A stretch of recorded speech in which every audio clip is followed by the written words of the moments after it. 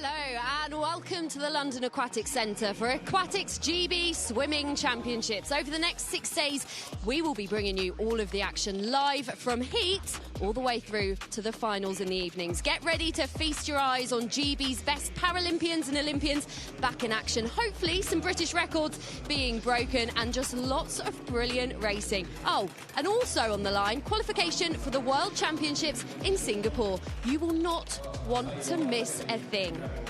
And we are bringing you all of the action here for the next 6 days at poolside, where all the best action happens. Believe me when I say it, when someone is doing butterfly, I'm getting wet. There is water spewing over because we are so close to the pool. We've got a lot to get through. We've got so many finals this evening. So let's talk you through how they're all going to work then. We've had the B finals earlier, but we've also got the hotly anticipated A finals, para finals and junior finals coming up. So the top 8 from the heats for the British final, they get in there. We've got the junior final, which is where the next fastest juniors go.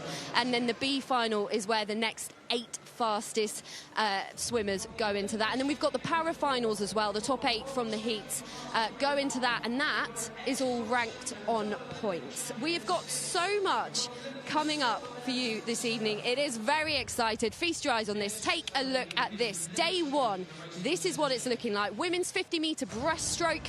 We've got the junior final, para final and British Open final. You can see it there. The men's 400-metre freestyle. The women's 200-metre butterfly.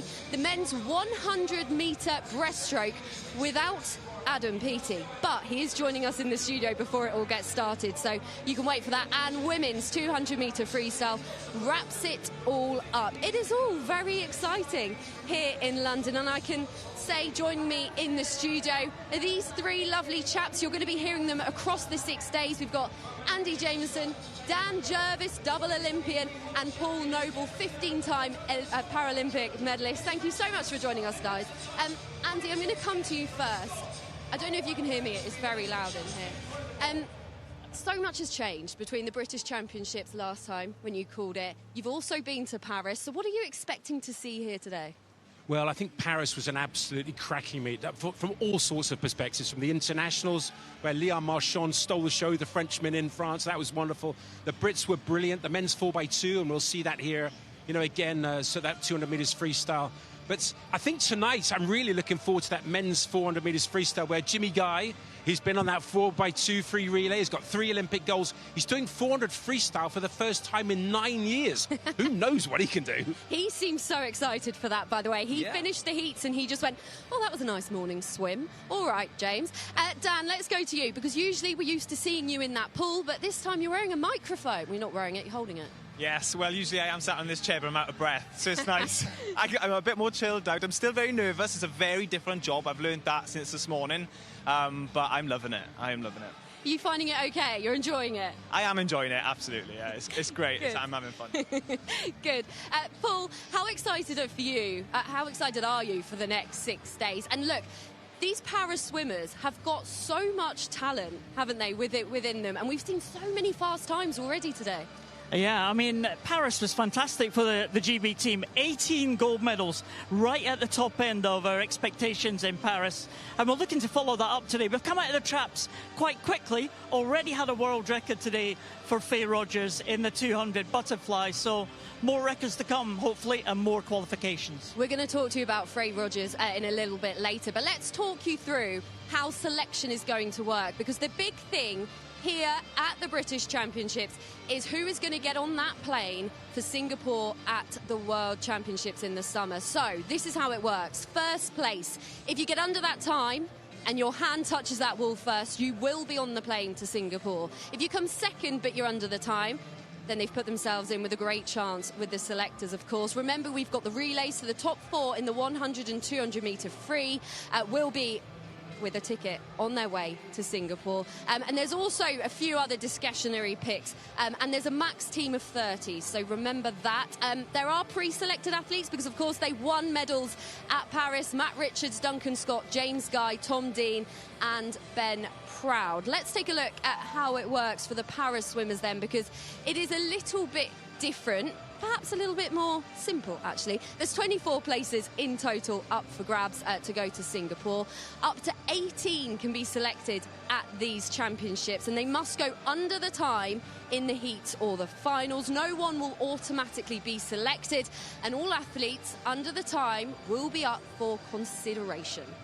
There is so much at stake at this British Championships, isn't it? And Paul, let's go back to you, and I really, really want to talk about Faye, because she was outstanding in the heats, wasn't she? How impressed were you? Yeah, I mean, it's not a Paralympic event for Freya Rogers, 200 metres butterfly, but she is the Paralympic champion and the world champion in 100 metres butterfly, and she just showed us what form she's in. She was only half a second outside her own European record at the halfway stage in that 200 fly. So what's she going to do when she comes to do the 100 fly? Fantastic. Andy, just quickly, she's got a brilliant story, hasn't she?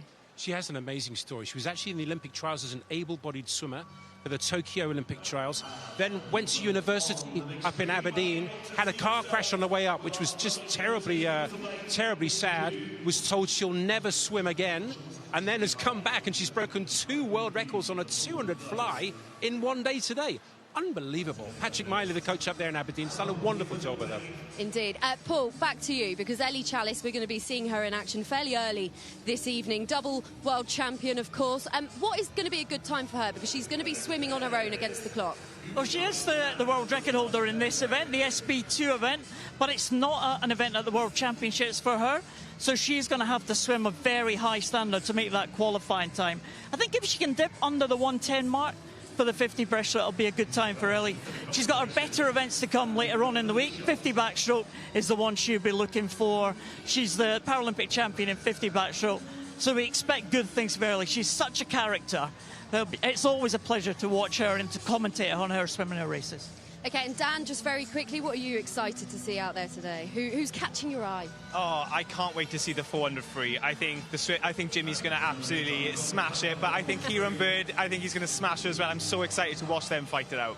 Okay, well, I'm going to let you all run up to your commentary position. And because this sofa is quite a tight fit, isn't it? I don't know if you're all going to be able to get up without dragging it up with you, but give it a go, guys. Because going to be replacing them on that sofa is a certain 6-time Olympic champion. Let's have a look at him. Running around quite as much. He's not using as much mental energy as he was before the races. 59.45 is the target, and the time that Adam Peaty set in the heats this morning, 58.5, the fastest time in the world this year.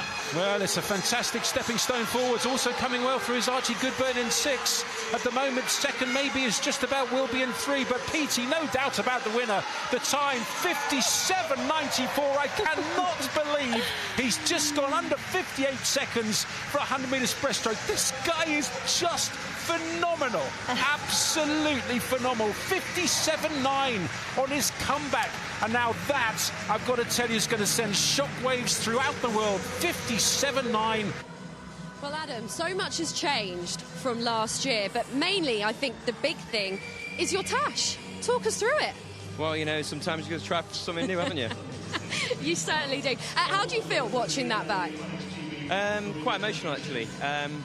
I knew what it took to get there, and 18 months prior to that, well, 15 months prior to that, I had a mental breakdown because of this sport, and I was in a place where I didn't want to do it anymore. It was too demanding. I felt like I missed out on so much of my life, even though I'd won everything there is to win. So I had to really get myself back up to that, and going to the Paris Olympic Games was something that was going to be incredibly hard. But this was the first step of getting back there, and it was an incredible time. It was world leader that year, and it's a very, very fast time. It was a very fast time. That is a crazy journey. How are you feeling now then? Because you're taking some time away from the sport again, aren't you? Yes. So the strategy behind this now is that the 4-year cycle is very, very long. I've done it multiple times. I've been doing this 20 years. And if I want to peak at the right time, firstly, I'm going to have to probably have a 3-year stint into it, so start at the Commonwealth Games.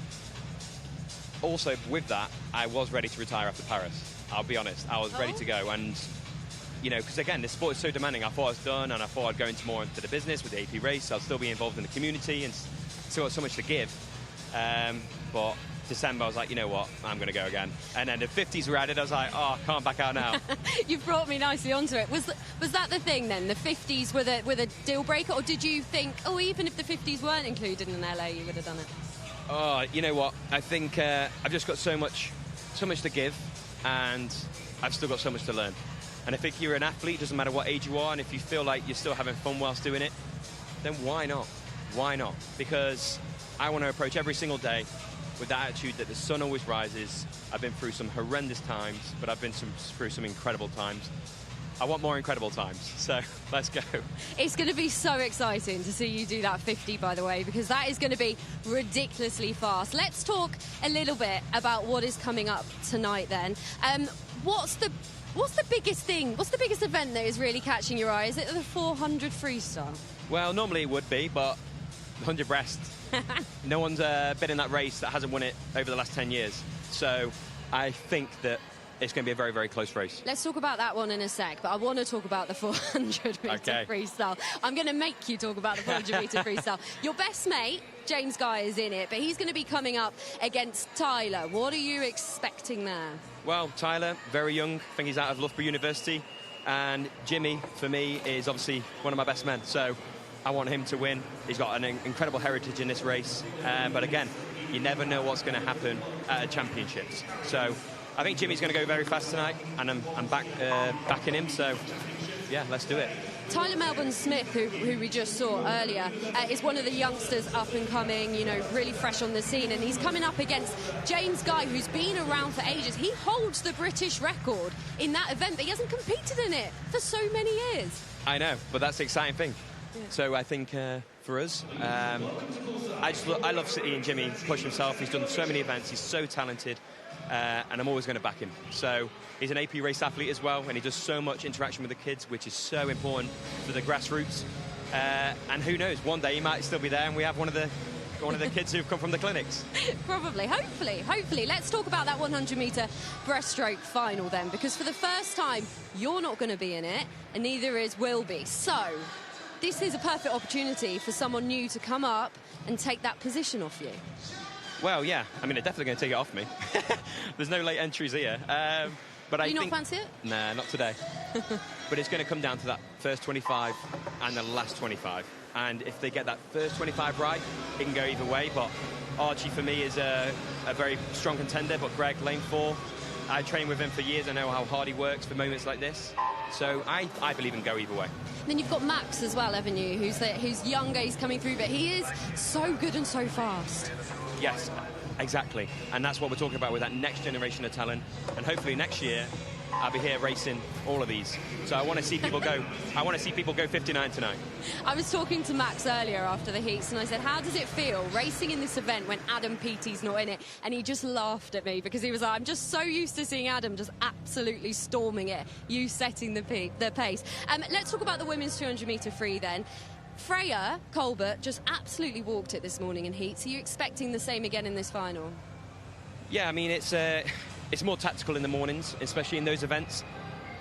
But I think Abby's an incredible athlete, very versatile, and between those and Lucy Hope, they're all going for that relay spot as well. So the top 4 are definitely going to go. But again, who's going to win it? You don't know. You don't know. And I think Freya is probably more in favour. Abby Wood, very strong. Lucy looked really good this morning. But it's going to be an exciting race to watch. And how do you feel being here? Does it make you want to jump in that pool and compete again? I'm not ready yet. Not ready. I've still got a bit of fat to lose, a bit of muscle to lose. But I'm very excited. Seeing this in action and seeing the production and seeing the fans, that's what you do it for. Yeah, it is a brilliant atmosphere in London, and this is a pool where you've got so many amazing memories. 2015 when you set your first world record as well. So in 2 days' time, it would be 10 years ago I did my first 100-metre world record here. So a lot of heritage here, a lot of memories. Maybe you're going to have to come over and get in the pool or something to celebrate, Adam. Maybe. All right, well, we are about to get underway here at the London Aquatics Centre. The finals are about to get started, so let's hand you over to your commentary team then, Andy Jameson and Dan Jervis. Thank you, Betty. Fascinating to hear Adam Peaty there talking about all the races and certainly whether he's going to be back, when he's going to be back. Next year, he says he's going to be racing. Can't wait to see him back again. What an absolute superstar he is. And as he said, in 2 days' time, 10 years since he first set his world record, and it's now 56.8 for a 100 metres breaststroke. Dan Jervis, that's a backstroke time, it's a fly time, it's not a bad freestyle time. Breaststroke? Yeah, I think that's that time's amazing. Let's just say I wouldn't have been a good competitor against Adam in that race. I'd been nowhere near him. One length? 25 metres probably. Against his two? Well, we're straight into the finals. There's 3 finals of each of the events. Here we've got the junior final, then we've got the para final, then the A final.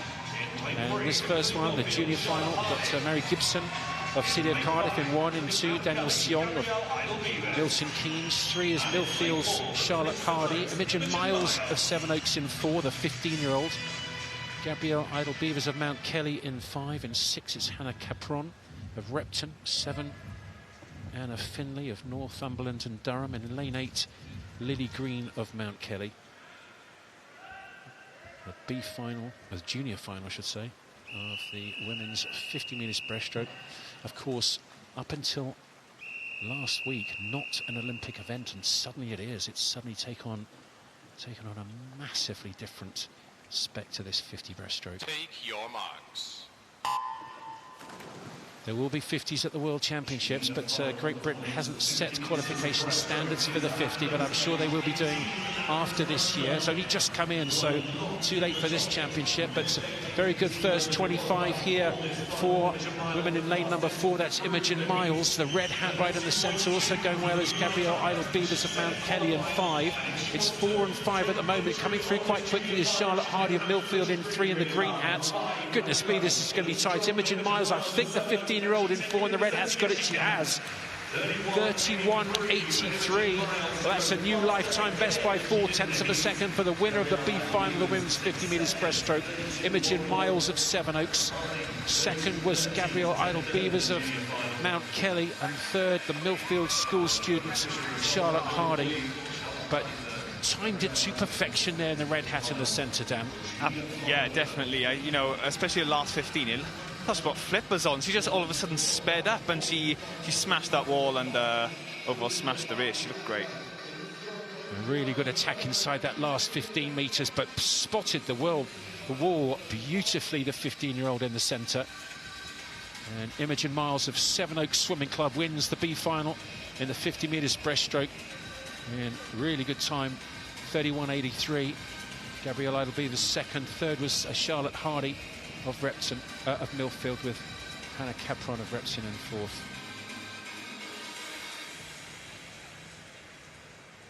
And now we've got Betty, who caught up with Ellie Challis earlier today.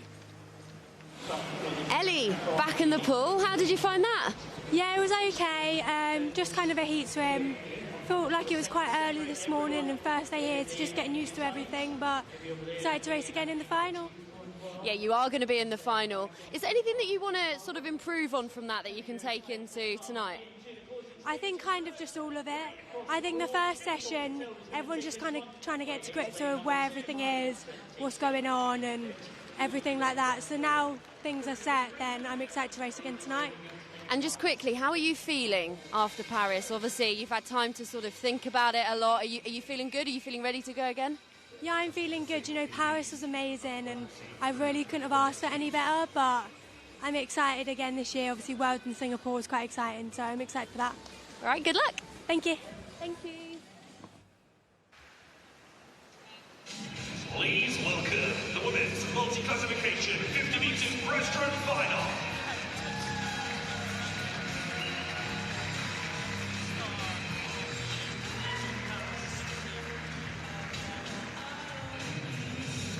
Paul, if there's a way to come to your blocks, that's got to be... I've got to tell, I would love to have done that myself. How cool is that?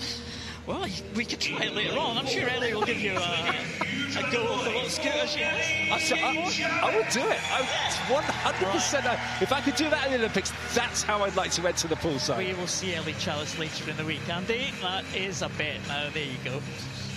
Well, Ellie, she's going to be looking here in this 50 breaststroke. It's a good event for her. This is the event she actually made a name in some years ago, breaking the world record. She still holds the world record at that time of 104.33. It's not a world championship event, though. So she has to, she's an SB2.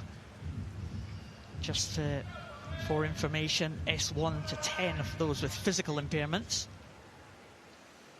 with S1 being the most severe and S10 being the least impaired. Ellie Challis, as you can see, quadruple amputee. She's an ambassador for meningitis. If anyone was in Paris, you would have seen Ellie Challis in the metro stations on posters. Challis, the one and only swimmer. Let's hope the crowd is going to get behind Ellie Challis on this one length of the 50 breaststroke. She is a world record holder. It would be fantastic if she can get close to that record of 104.33. Don't really expect her to do that, but you never know. She's made some surprising swims in the past. She's a Paralympic champion in 50 backstroke. That will be her target this week. That's the one that she thinks she can qualify for Singapore. She is the lowest numerical classification in the GB team. She has been for many years. She sees herself as a real standard bearer for those with more severe impairments, and she is getting a real reception here from the crowd in the London Aquatics Centre. She's coming now with 15 metres to go. We'll just have a look at the clock. Just ticking over there at the 53-second mark. Let's hope she can dip under the 1:10 mark. 1:09.54 is her season's best. If she goes inside that, that will be a good sign for the 50 backstroke to come later in the week. Can she dip under that 1:10? Oh, just over, I think. 1:10.52. And well done, Ellie Challis. And what a great reception she's got from this crowd. That was incredible. She'll be slightly disappointed, I think, not to dip under that 1:10 mark. But, as I said, not a world championship event for Ellie Challis.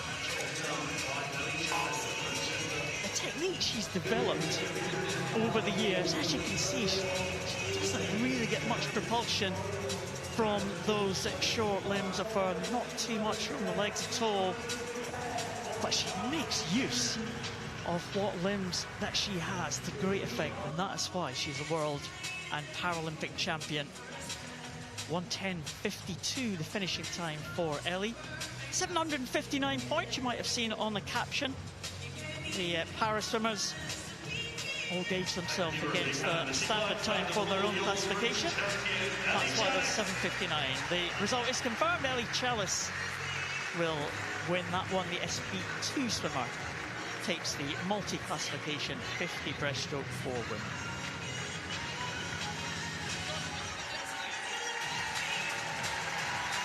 Ellie Challis making her way up to us, but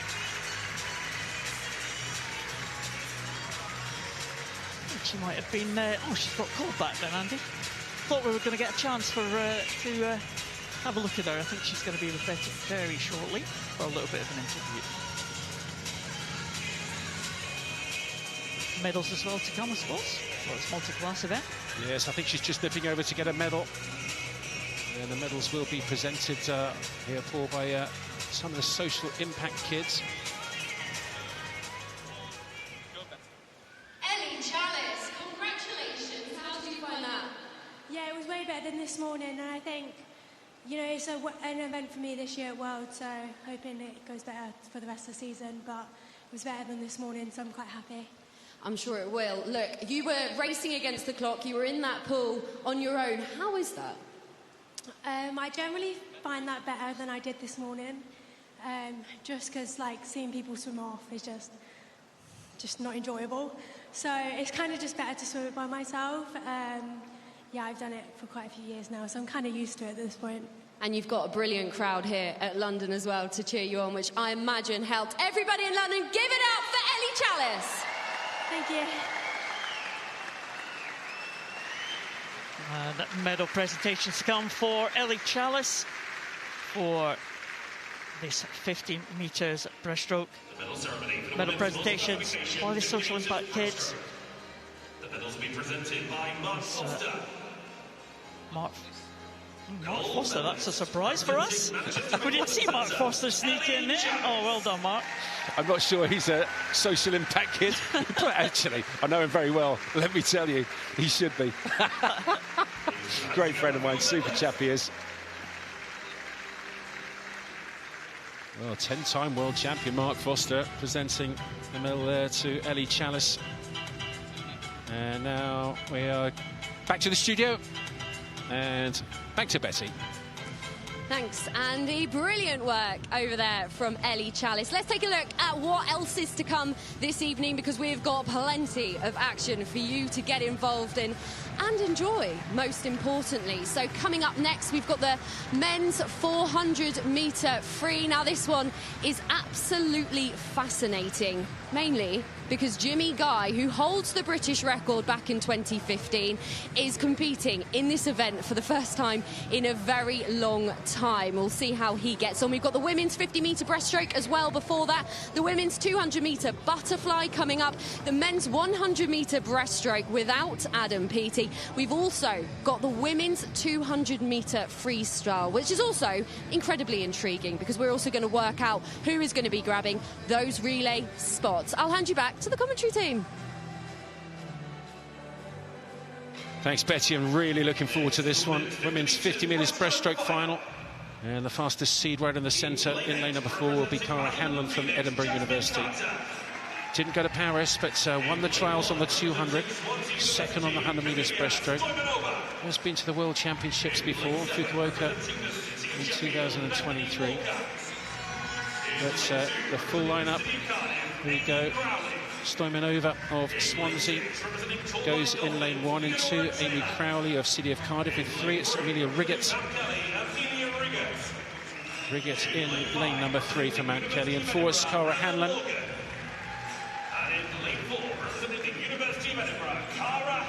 There's the Mount Kelly swimmer. The University of Edinburgh, there is Cara Hanlon. Just going to her blocks, right in the centre. In 5, we've got Anna Morgan of Edinburgh University. In 6, it's Theodora Taylor, the youngster, European junior silver medalist on the 200, bronze on the 100. What can she do here on the 50? In 7, it's Bethany Walker of City of Sheffield, and Jasmine Carter, European junior silver medalist in this 50 metres breaststroke for Basildon Phoenix in lane 8.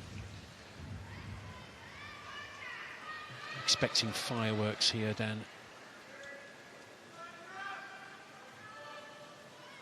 So important to get a really quick start. Absolutely. I think all the girls had a very good start this morning. They all swam really well, so tonight's going to be rapid.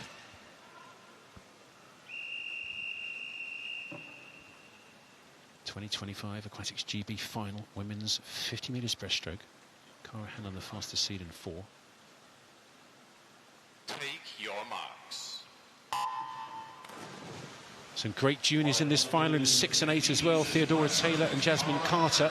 But right in the centre, well, the big guns really. Cara Hanlon in 4. In 5, it's Anna Morgan. In 3, Amelia Riggett swam very well indeed in the heats this morning. But at the moment, very, very even. It looks like maybe lane 4 at the moment. Cara Hanlon of Edinburgh University's got it, starting to swim away from Anna Morgan of Edinburgh in 5. The 2 Edinburgh students in 4 and 5. Hanlon in 4, Morgan in 5. It looks like it's going to be Hanlon. It is. What a swim. 30.8, she wins it. The gold to Hanlon. And the 2025 Aquatics GB champion on the women's 50 metres freestyle. It is Cara Hanlon of Edinburgh University with her teammate Anna Morgan second, and Jasmine Carter from lane 8 gets third. What a swim that was. That was such a good swim, and something I noticed there she improved from this morning was this morning she didn't have the best start. There she had one of the best starts in the field. She carried that throughout the 50, and that's why I think she won that. She looked amazing. I'm so excited to see what she can do for the rest of the week. Well, she's closer to it, and that's orange hat.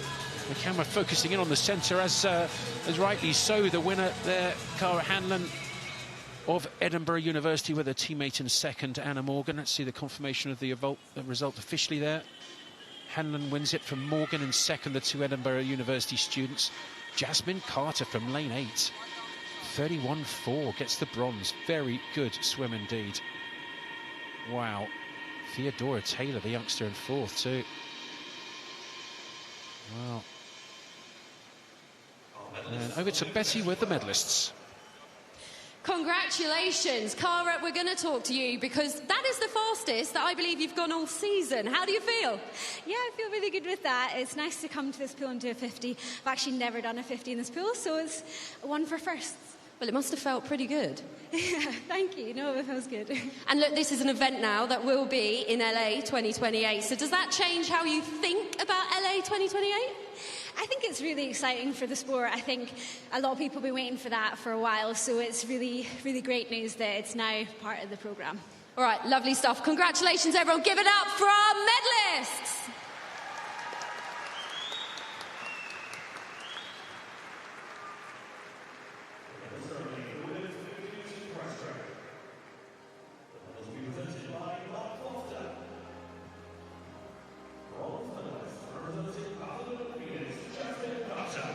Jasmine Carter winning the bronze on this 50 metres breaststroke. Look at that. Receiving it from 10 times world champion Mark Foster. Absolute giant he is. Lovely chap as well. And the silver medal going to Anna Morgan, the second of the two University of Edinburgh students. Look on the right-hand side. Big favourite yours, Cara Hanlon here, the gold medalist. Yeah, I know Cara. I've been on teams with her in the past, and she is a lovely, lovely person. She is from Stornoway in the Outer Hebrides of Scotland. Have you ever been there, Andy? I haven't, and I'd love to go. The Isle of Lewis and Harris is genuinely like the Maldives, but cold. It's the nicest place I've ever been. It's so nice, yeah. And yeah, Cara, such a nice person. She's so well deserved that, and I'm just so happy for her. Well, if the Scottish Tourist Board is watching, I'd love to go to the Outer Hebrides. My name's Andy Jameson. You can get me on social media. Fantastic. 2025 Aquatics GB champion on the women's 50 metres breaststroke. It is Cara Hanlon of Edinburgh University.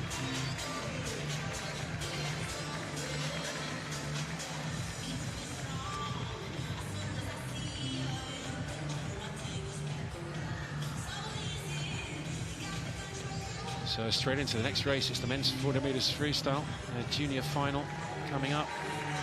And Samuel Sterry of Tigers of Jersey is the fastest seed. Just had to go ahead and go past, and a bit of a loving going on there between her and Dan Jervis. What a lovely smile. Well, that's what happens when you win the British Championship on the women's 50 metres breaststroke. So straight into the junior final of the men's 400 metres freestyle. James Rohr of Ellesmere College in lane number 1. What a wonderful lane that is. Morgan Davis in lane 2 from Mount Kelly in 3. Kuras Kodaka of Leeds, 18 years of age this Friday, this week. Samuel Sterry of Tigers of Jersey in 4. 5 is Ethan Kelly of City of Liverpool, 16-year-old national age group champion on the 4, the 8 and the 1500 metres freestyle. And Daniel Codaverde of Stockport in 6 and 7. It's Llewellyn Porter of Camden in 8. Jake Chesworth of Maxwell. Always a nervous start here where the crowd goes quiet. Seconds before the gun goes in this, the junior final of the men's 400 metres freestyle at the 2025 Aquatics GB Championships.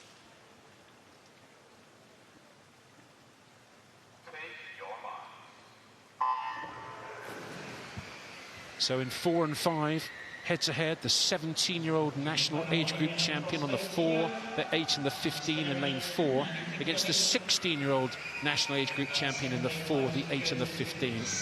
Wow, what pedigree that is. And Sam Sterry of Jersey Tigers in lane 4 started pretty well. Easy speed down this first 50 down, and we talked a lot about it in the heats this morning, but just to give us another flavour of what you're looking for on easy speed. So easy speed is basically the fastest you can go, the easiest you can do it.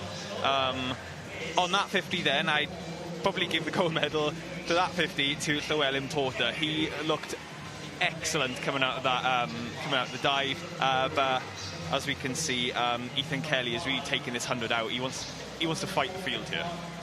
Well, at last year's Summer National Championships of the 16-year-olds, he won the gold in the 400, the gold in the 800, and gold in the 1500. So he's got some stamina, but winning gold in this 4, the shorter of those 3, he's gone off like a rocket. Well, this is it's a gutsy swim, it's a brave swim. Only time will tell whether it's the right thing to do, but you've got to say 100 points for guts and determination down this first 150. Yeah, I absolutely agree with you there. And in the big competitions, in the international competitions, you've got to go out like a rocket. Otherwise, the guys in the lanes next to you, they're going to leave you, you know, and you're not going to have enough time to catch them back up. So I think what Ethan doing is now is take control of the field, and I think he's doing a great job. Well, Sam Sterry is the fastest seed. He's in lane number 4, just a year older, but won the same 3 events at the National Age Group Championships, just a year above. The 16-year-olds versus the 17-year-olds, and he's stalking Kelly now as Sterry. That's the halfway turn. 155.52 versus 156.59, so a second between the two. And it looks like Sam Sterry just now starting to wind it up a little bit. And you've talked quite a lot, Dan, about going at the halfway turn, and that was that last turn. Yeah, so I find that whenever I done 400s, I try to work the third 100 best. Now, I found the first 100 of the 400 kind of takes care of itself. You've got the momentum from the dive, and you're still fresh because it's the first 100. The second 100, you can carry that on. The third 100, then, that's where the wall of pain really does hit. And the winners of the races are the ones who can punch through that wall first, the best, and then bring it onto the last 100 then. Well, fascinating race unfolding here, it really is. Now 3 guys in the hunt right in the centre. Still going well in 5. There's Ethan Kelly of the City of Liverpool, but Sam Sterry now just starting to make a move up there in lane number 4, the fastest seed, and he'll be over first, so he's caught up just over a second on that last 100 metres. Now it's going to be tough, and what has lane 5 Ethan Kelly got left here? He's not letting Sam Sterry get away, you know. This is really interesting. In fact, it's 4 and 3, isn't it? It's Sam Sterry now and Koros Kodaka of Leeds. Yeah, this is going to be a great last 50. Sam Sterry is looking absolutely great, and coming off the last turn now. Good underwater from all the boys. It's so exciting because this is going to be a fight to the last metre here, and Sam Sterry is looking towards Krish, and Krish is looking the other way, so he actually is not seeing where Sam is. Well, Sterry closer to us at the yellow hat, 2 yellow hats leading, but coming back again is Ethan Kelly, the red hat of City of Liverpool. What a swim he's had. Super quick down the first 100, 150, 200, then had an easier 100 metres in the middle, and look at that. He's come back and won it. Can you believe the swim there from Ethan Kelly of the City of Liverpool? Never write him off. 3:57.5, a massive lifetime best from him. Wow, well, his first time ever under 4 minutes was this morning in the heats when he went 3:59.8. He's just gone 3:57.5 to win the B5, the junior final. Yeah, I know we're quite early on in the session, Andy, but I can tell you for a fact that is going to be one of my favourite races of the night. Ethan nailed that. That was so good to watch. Amazing. What did he do on the third 100? Out super quick. Sort of, did he turn off a little bit or save himself? Or you think a tactical? Maybe he saved himself a little bit, yeah. Unusual to do that on the third 100. That is unusual. Usually I would have built it. A lot of people would build it, but I tell you what, like as time's moving on, you can see maybe that is the new way to do it. Well, we just had a world record on the 400 metres freestyle for men, 3:39.9 for 400 metres freestyle. A German. Goodness gracious me, that's extraordinary. But here at the 2025 Aquatics GB Championships, an amazing swim from Ethan Kelly to win the junior final of the men's 400 metres freestyle. Super swim from him. Really tough also from Sam Sterry in second, and Koros Kodaka of Leeds in third. Gutsy swim from him as well. The first 5 swimmers underneath 4 minutes. Still can't quite believe that that last 100 metres, that was amazing. So straight over to Paul Noble for the next final up. It's the Paris Swimmers 400 metres freestyle final. Yeah, again, range of classifications in this one. Swimmers being led out by Max Davies. Swims in the S8 classification. Here's Bjorn Owen. Had a very good swim in the qualification heats today, Bjorn. Thomas Navarro-Barber, though, had the highest points total from those qualification heats, 770 points. So he will be one of the favourites to take the gold medal in this one. Rowan Brennan goes in lane number 3. That orange cap of Basildon and Phoenix. Also seen one of his teammates just take a medal in the breaststroke a little bit earlier. Zach Sturgis comes out for the Bournemouth Collegiate School. And in the middle, Kieran Williams from the Manchester Performance Centre.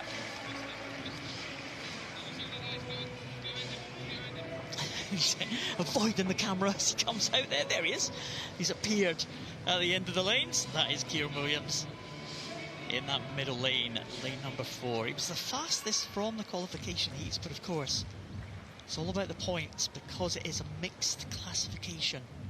There are the classifications of the swimmers in this one. We don't have Jamie Curtis in lane 8, but we have the other 6.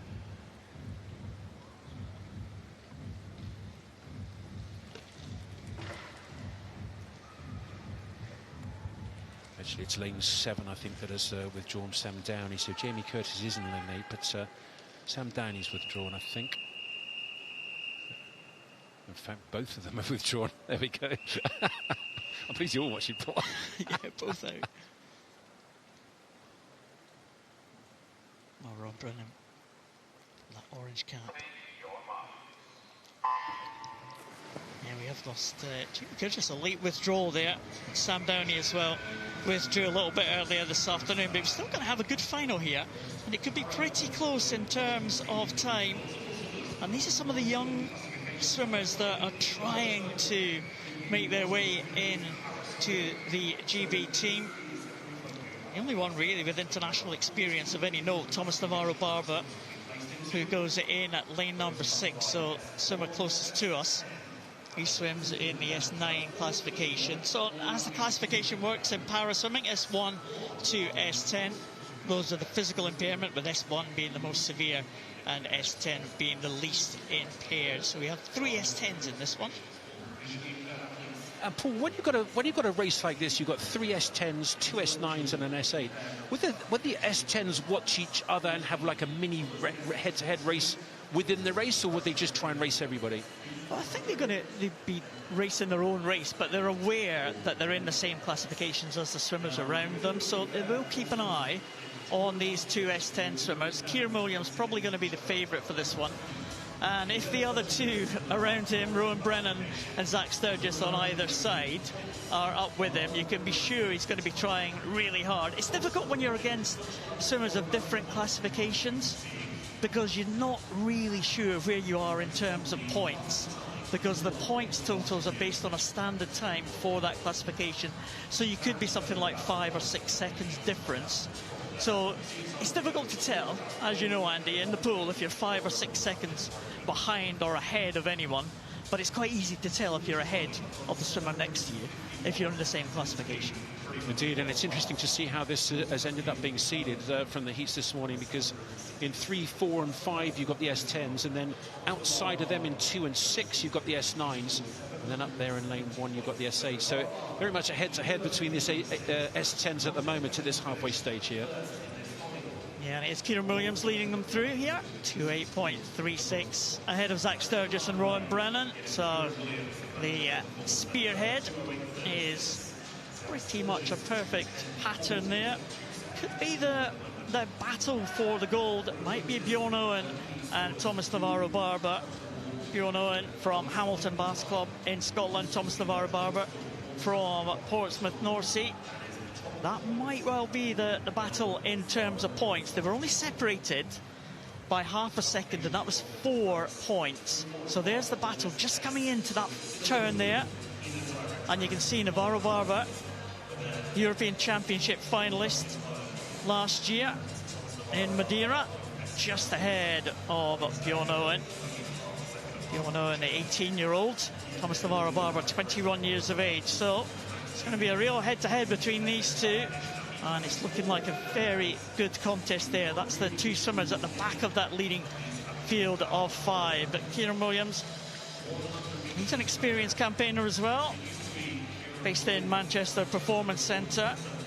And if he can get a lead of, well, something around about 10 seconds ahead of the two S9s, that might be good enough, Andy, to get him in to first position. Well, it's fascinating, isn't it? It's so hard to tell who's actually leading. Of course, the three S10s, you know, those first three swimmers, but then, as you say, those two guys in fourth and fifth, not only battling between the two of them, but also trying to make sure that they can get more points than this leader here, Kieran Williams. I love his stroke. It's almost like a catch-up stroke. Really beautiful to watch. Yeah, he's doing really well, Kieran Williams. He's been around for quite a while, Kieran Williams. He's coming through the ranks. And let's hope that he will progress to the GB team. We really need the men with physical impairments to come through. Very strong women's team in the Paralympics in Paris. The men were not so strong. Real tussle for second. But here is Williams now. Has he done enough into the wall? It's going to be a decent time for Kieran Williams. Very good time indeed. 4:20.52. Let's have a look at the points totals for the following two. Navarro Barber into the wall now, and he's done enough. 7:83. And Bjorn Owen in second position. I don't think the final swimmer, Max Davis, is going to contend for the medals as he comes in now. Just keep an eye on his points total. It's going to be a decent swim for Max Davis. Into the wall now, 717, so everyone on the 700-point range. 1,000 points is equivalent to a world record swim, so 700 points is not too bad at all for these swimmers. Kieran Williams out in front of the field, but Thomas Navarro Barber, there he is, there's the champion. 4:32 for him. Well, I think that was a couple of lifetime bests there, Andy, at the first couple of swimmers home at the wall. Great swim, though, from Williams, but a good swim from Thomas Navarro Barber to take the gold. Well, I've got to say, I'm pleased you're commentating on that, because it's so hard to follow, but enormously exciting. And even when the first guys touched the wall and finished, you still don't know who's going to win the race. It's fascinating to watch, isn't it? It's almost like the points system in the decathlon in the athletics, isn't it? When they swim, they run that 1,500. They don't swim the 1,500 at the end. Yeah, yes, like that, or maybe a points race in cycling. Very, very similar, yeah. It's you've got to be right on your toes, Paul. Yeah, you've got to be. You just got to do your own thing. You can't control anyone else's swim. Kieran Williams, fantastic swim, but there's the champion, Thomas Navarro Barber, European Championship representative last year. A wonderful to see him in the World Champs this year. It's not a qualification time for him, but good swim nevertheless, and he's going in the right direction. Great stuff from Thomas Navarro Barber. He'll be delighted with that one. Mitchell, very close 1, 2, 3, and then also very close 4, 5, and 6. Look at that, only 5 points splitting 4th, 5th, and 6th. Amazingly close. And with us now, talking to Betty. London, give it up from medalists. I'm just going to come and squeeze in here. Thomas, you won gold. How did you find it in there? Painful. That was a swim for my life, trying to just keep going, keep swimming. Thankfully, I managed to get to the end and win. You've made that sound incredibly simple. I'm sure it's not quite as simple as that. No, I spent so long with my coaches working on my stroke, just trying to get every ounce of my muscles to get me through this race. And thankfully it has, and it's paid off. Well, congratulations, you're British champion. Bjorn, I'm going to come over here. Oh, Kieran, sorry, Bjorn, over here. We've got them the wrong way round on the podium. This is why we need a podium, everybody. Congratulations, silver medal. How do you feel? Yeah, really good. I came into this event aiming to get over 800 para points, but it's unlucky not to do so. But I think overall, with both my swims, I think I'm pretty happy with it overall. And you can take some learnings from that as well? Yeah, definitely. I think this morning I was quite knackered swimming this morning, but tonight I went for a wee bit more, and that paid off because I was a 0.15 seconds faster, 767 para points or something. So I'm happy with it overall. So yeah, good swim. Well done, congratulations. And Kieran, finally come over to you. How did you find it out there? You went 3 seconds faster than you did this morning. Yeah, I'm really happy with how it went. Way better than the heat, and I tried to just tweak little things that are different from the heat. Take the first 200 nice and steady, and then just ramp it up for the second 200 and just hold on, really. Brilliant. Well, congratulations, everyone. Round of applause. Well, great to see these guys. Their moment in the spotlight there. Thomas Navarro, Barber, Bjorn Owen. Tell it like it is, Bjorn. It's exhausted, I think he was. Is that the word he used? Technical term, whatever it was. 2 PBs, 2 lifetime bests out of the 3 medalists, though. And great to see them moving their own lifetime best performances on the year after the Paralympics. Yeah, and it's interesting to see Bjorn there aiming for that points total. It's a great target for these para swimmers. If they can get up towards those 800, 900 point range, they're going to be in contention for a place in the GB team. So that's a great target to see them moving on the standard. Such impressive swimming. Races between races there, the 3 S10s in the centre, the 2 S9s either side of them, and then the S8. And the medals going to gold to S9s, silver to S9, and bronze to S10.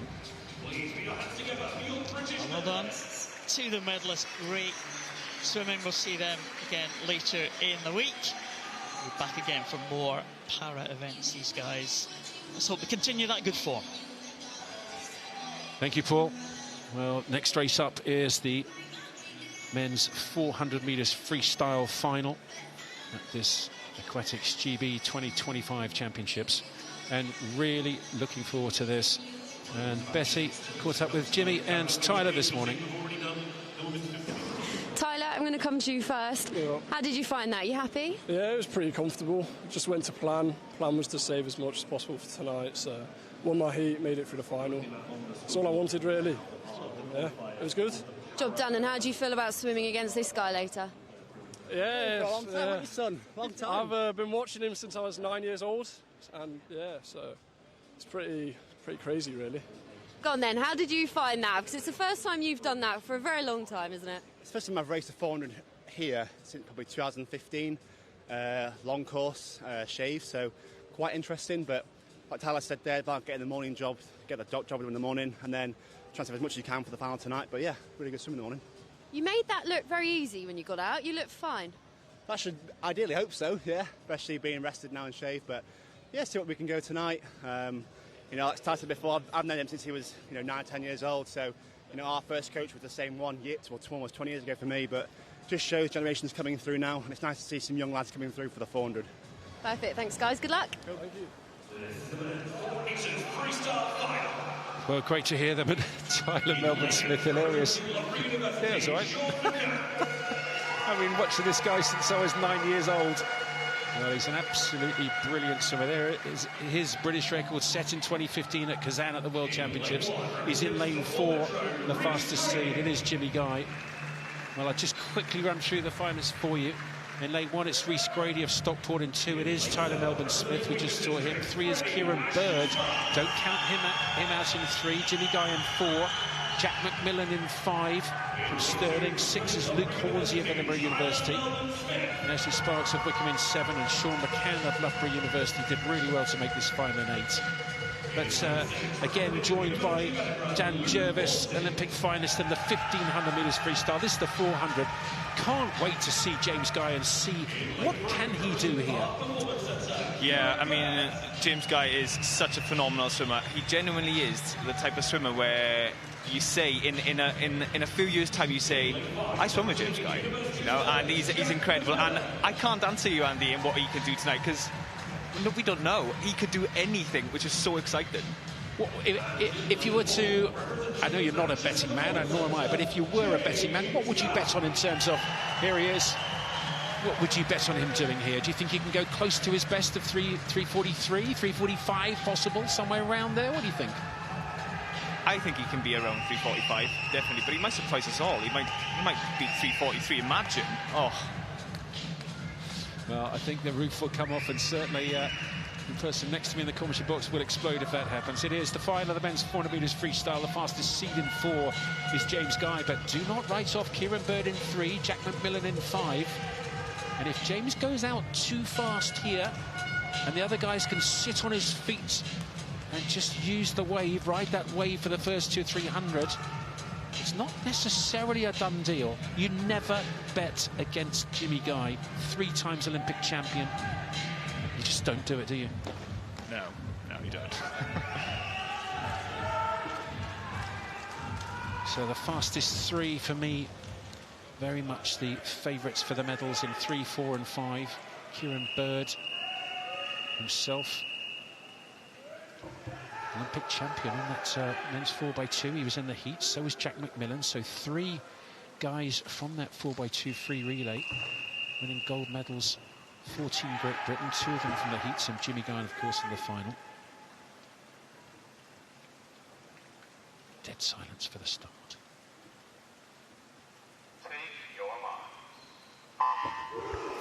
Here we go, final of the men's 400 metres freestyle at the Aquatics GB 2025 Championships. Lovely start it was in lane 5, and look at these 2 guys in 4 and 5. Jimmy Guy in 4, now starting to take the lead, and 1 lane closer to us from him is Jack McMillan of Stirling in 5. Yeah, I was in the race the last time Jimmy done the final of the 400 free. It was in the Gold Coast Commonwealth Games in 2018.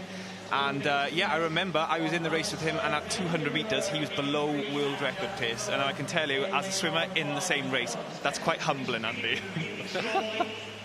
Well, there's the qualification standard you can see for Singapore right at the bottom right of that picture in the red. It's 3:45.43. That's the time they were looking for, and that's why we were wondering whether he can go for that 3:45, and he's gone out like a shot. Well, no doubting the commitment here. 52.5 to his feet with a 27.3 on that last 50. Look how far ahead he is. This is 125 of a 400. I know, this is already a gutsy swim. It's so good to watch. This is the sort of race when you back home, these are the good races to watch, absolutely. Oh, already I've got pain in my face. This is going to hurt a lot, but in the guts, you never write this guy off. But my word, he's gone out quickly. That's 3 lengths of the 8, 150 down to the 400 metres. He's 120.7. That's very fast indeed. But he can certainly go 3:45 off that. And let's just have a look behind him and see who's lurking. Up there in 2 is Tyler Melbourne-Smith, just about in 2nd place at the moment, with Jack McMillan in 5. Stalking them is Kieran Bird in 3. But my goodness me, almost a 5-metre lead, maybe even more now at the halfway turn here. James Guy on for World Championship qualification. Ooh, that was a very quick first 200. Now, we can't forget about Kieran Bird, obviously. Kieran Bird has qualified for the last 2 Olympics in this event. I've been in the pool with Kieran, and his last 100 could match Jimmy Guy in this, and is probably the best, one of the best in the world. Well, that last 50 was 28.3 from James Guy. If he can do 4 more or 3 more of those here after this one, he will qualify for the World Championships. It's a very fast time. I've got to say, he's starting to look a little bit tired. A 2.5 faster than his British record at the 200 metres. 28.9, so he's dropped off about half a second on that last 50. It's going to be tight, you know. This is going to be tight. I know for a fact he's in a world of pain right now. But come on, like, if we could have the whole pool shouting for him, that atmosphere could carry him through to this this finish. I think he could do this. 2:47 is the British record pace. 2:47. Let's look at the clock. It is 2:46.8. He's underneath British record, which is 3:43. We only need him to do 3:45.4. Can he hold on here? He looks fresh again. Look at this, Dan. He's gone to his legs again. He looks wonderful. I know. Jimmy just keeps pulling it out of the bag, honestly. He's joined Manchester Aquatics team this year. New coach Ryan. And it'd be interesting to know what they've been doing in training for him to do this. Well, he's got 50 metres to go at this turn. Let's see. He's going to come back in, 29? I think he's got to come back in exactly. If he can go 29 seconds flat, he can do it. That was the 29.5, but he was to his feet. He can definitely do that here. He's just dropped off the pace a little bit. He can do it here, though. James Guy in lane number 4. Could we see our first World Championship qualification time? The time we're looking for right in the centre there. He's looking tired. It's 3:45.43. Come on, James. He can do it off this. 3:45.43, just outside of it. Oh my goodness me. 3:46.6. Just 1.2 seconds outside of that qualification standard, but What a gutsy swim. He is pre-selected for the World Championship team from that relay that won gold, the 4x2. So he's going anyway. The selectors have got discretion, so I wouldn't be too surprised if they choose him for that race for the World Championships, if they want to, and if there are enough discretionary spots left. I was just about to say the same thing as you, Andy. That was a gutsy swim. What a race for the youngsters, up-and-coming youngsters to watch. You know, he gave absolutely everything, and he still had more to give. That last 25 did look as if he was carrying a piano on his back, but it was so good to watch. What a race. Well done, Jimmy. Wow, that first 100 metres. Well, I have to say, I admire and applaud the gutsy attack on that first 100. I think he's going to learn an awful lot from that. If we can just rein it in a little bit down that first 100. Oh, his eyes were absolutely exploding. Look at that. I've got to say, I think he should be really happy with that. 3:46 on his comeback. I mean, the world of pain, you said, he surrounded it. Oh, my goodness, that's going to be hurting. Yeah, there's no pain like it. But, you know, something that we are very good here in Britain is we have an amazing atmosphere, especially in the London pool, such an iconic pool. And you do find that even though you are absolutely exhausted and you feel as if you've got nothing left, the crowd can sometimes bring you to it. Well, they certainly can. Jimmy Guy wins it, 3:46.64. Tyler Melbourne-Smith, second of Loughborough University, 3:49.3. And a 3:50 for Jack McMillan of University of Stirling. He'll win the bronze medal. And, well, it'd be very interesting to see if Jimmy can speak after that. Absolutely exhausted. And the medalist now talking to Betty. Let's give it up from medalist London. Now, James Guy, I'm going to have to come to you first because I think everyone is dying to know. How did you find that? Because you have not competed in that for a very long time. Oh, God, it hurts. You know, it was okay swim. I was hoping to go a little bit faster, but it's the fourth time I've done it in about 8 years. So, you know, it shows that the experience is kind of coming back. But, yeah, 3:46 is an okay time. But, yeah, nice to kind of gradually start coming down, hopefully. Well, you were under your own British record for the first 300 metres. You went out so incredibly quickly. What was going through your head? You know, what we've been training at Manchester, the centre up there, is, you know, practice and everything, skills, the way I want to swim the race. But, yeah, didn't quite have the finish I wanted to there. But, yeah, that was my race plan. Go out fast, but not too hard. But, yeah, the last 75 really hurt. Is it now about working on that last 100? Yeah, of course. I think, you know, I've always kind of been a 400 and 200 guy. You see a lot of guys doing the distance events and coming down. So, yeah, got to work the aerobic a little bit more. But, yeah, that'll come. OK, Tyler, congratulations. You got that silver medal. How do you feel? A bit disappointed. It was a bit slower than what I wanted, but it was good to get race experience with two world-class swimmers. So I just got to take it, really. I know you've been watching him in the pool since you were a young boy. What was that like? It's a bit unreal, really. Like, I'm watching this 2009. We had the same coach when we were younger, so yeah, it's just weird, really. Jack, I'm going to come to you. Congratulations, you got that bronze medal. Where do you think you're at now? Yeah, I mean, the 400 is something that I've only just picked up again, you know, in the last few years. This is the last time I was properly doing this, so time was all right, I guess. Like, it was PB, so I've got to take those small wins. And obviously, well done to Jim and Tyler there. All right, London, give it up.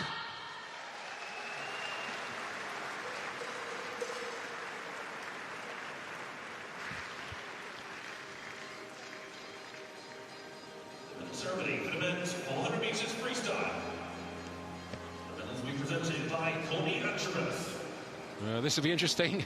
The medals for this men's 400 metres freestyle being presented by Courtney Antrobus, the fiancée of James Guy, soon to be Mrs. Guy.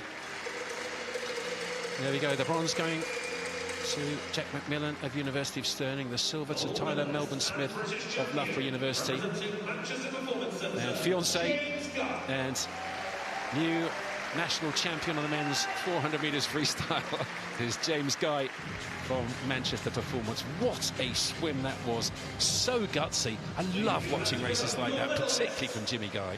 Absolutely. You know, it's good from the start, and that's what you want in a race.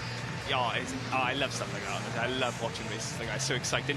In fact, when I was watching that, I think my heart rate was going probably as quick as theirs. I get really nervous for them. Well, you get just about as tired as you do swimming in the commentary box. I tell you, it's brutal. It's a brutal place to be. Welcome to my world, Dan. Welcome to my world. Interesting, though, he said in that interview, he didn't say I'm not going to go out quite as quick. He just said I'm going to work on the finish. Amazing. Really amazing. Well, the silver and bronze medalists just gone past us and looking a little bit tired themselves as well. Goodness me. Next race up, straight into it. It's the junior final of the women's 200 metres butterfly.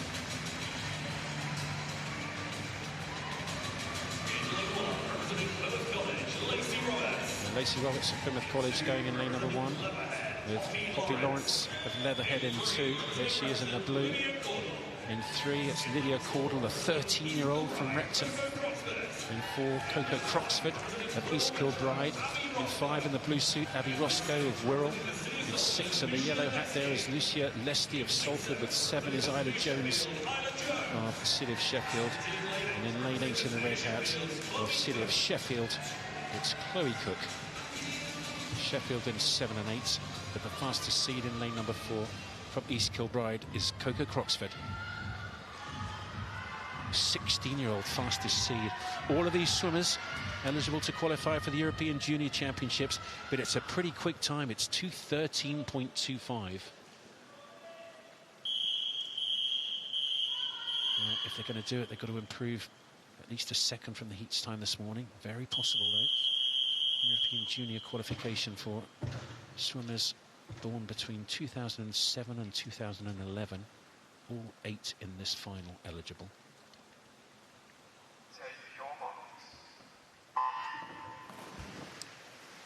B final of the junior 200 metres butterfly.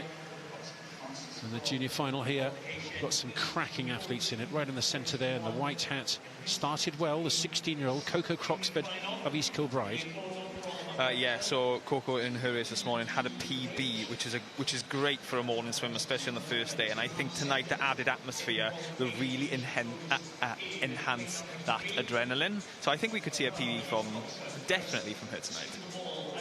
Well, it'll be interesting to see how she swims it, see if she can replicate that this morning, but just maybe push each 50 a little bit harder. She looks comfortable down the first 75 or so. Maybe she can put her head down a little bit earlier into that stroke. That'll get her hips up a little bit more comfortably and a little bit more flowing stroke, but she looks very, very efficient down this first 100.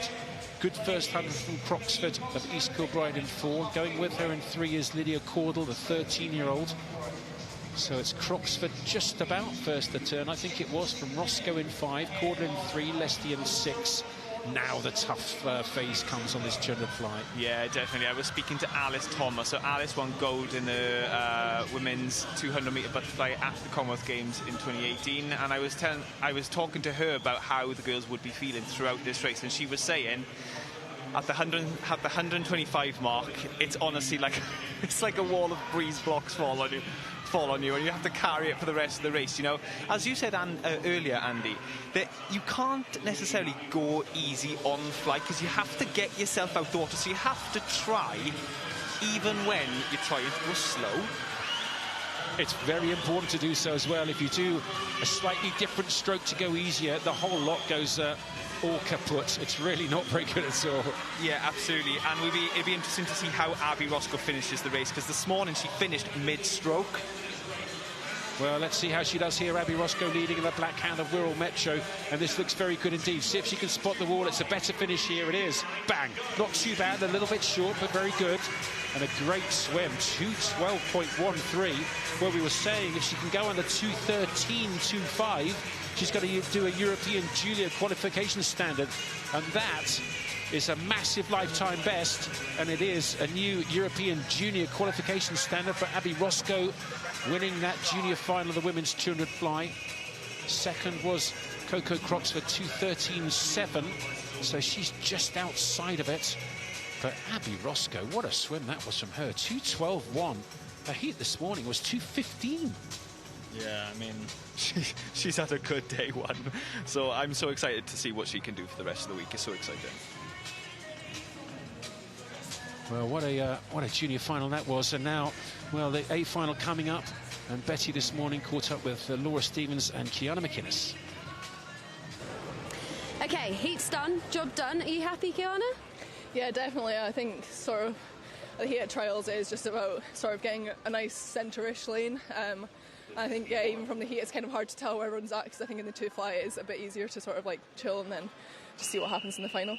It is hard to chill in the 200 fly, though, isn't it? It's hard to do it easy. Are you happy, Laura? Yeah, no, definitely. I mean, pretty much exactly what Kiana said there. Like, we're on day one. We're just seeing how everyone's doing, how everyone's swimming, and I mean, that was very solid across the board for all the girls, so it should be a really good final. Perfect. Good luck, guys. Thank you. Thank you. It is fascinating to hear what they say straight after the heats, isn't it? 2 superstar 200 fly swimmers, a world champion, one of only 2 female world champions we've got from Great Britain in the able-bodied swimming. One of those swimming in the 200 metres freestyle final later on, that's Freya Colbert. But here, the fastest seed, well, fastest seed is Kiana McInnes, one of those 2 interview swimmers there. But Laura Stevens, the world champion, only in lane 3, third fastest after heats this morning. There's Lucy Fox in 1. We just saw Edie Price. She's the only junior in this final. She can go a junior qualification standard. She's already seen one of her teammates do it, so she could be a second swimmer under that 2:13.25. Here's Shannon Stott in lane 7 of City of Sheffield. And then Lucy Green of University of Stirling going in lane number 2. always fascinating to see how they come out. In 6, Kira Schlossen of Edinburgh University. There she is. Seems to be the right way to do it, is to take your elbow in nice and tight and just wave your hand a little bit. Now, Laura Stevens, world champion women's 200 metres butterfly. Here she is. She's gone the wrong way. There we go. 8th in Paris at the Olympic Games. What can she do here in lane number 3? Yeah, Laura is reigning world champion, so she probably has the most international experience in the field. Laura knows exactly what she's doing. I mean, you don't get to the final of British Champs and not know what you're doing, but Laura has this race down to a T. Well, Emily Richards in 5. She's not short of international experience either. Back from COVID last year, and I know she's been training very well indeed, so I wonder if she could prove a little bit of a surprise to the big guns in 3 and 4. She's in 5, second fastest seed, and in 4, Kiana McInnes, University of Stirling, won the Olympic trials last year, 9th at the Paris Olympic Games, starts as fastest seed here at the London Aquatics Centre for the 2025 Aquatics GB Championships. Stevens in 3, McInnes in 4, Richards in 5. Schlossen's good as well, you know, in 6. Don't count her out. Let's also watch for Edie Price, closest to us. When the race starts in lane 8, she'll be going for that European junior consideration time. World Championship qualification time, very fast indeed, 2:07.96. Wow. On the left-hand side there, right in front of you now, it is the world champion Laura Stevens of Loughborough.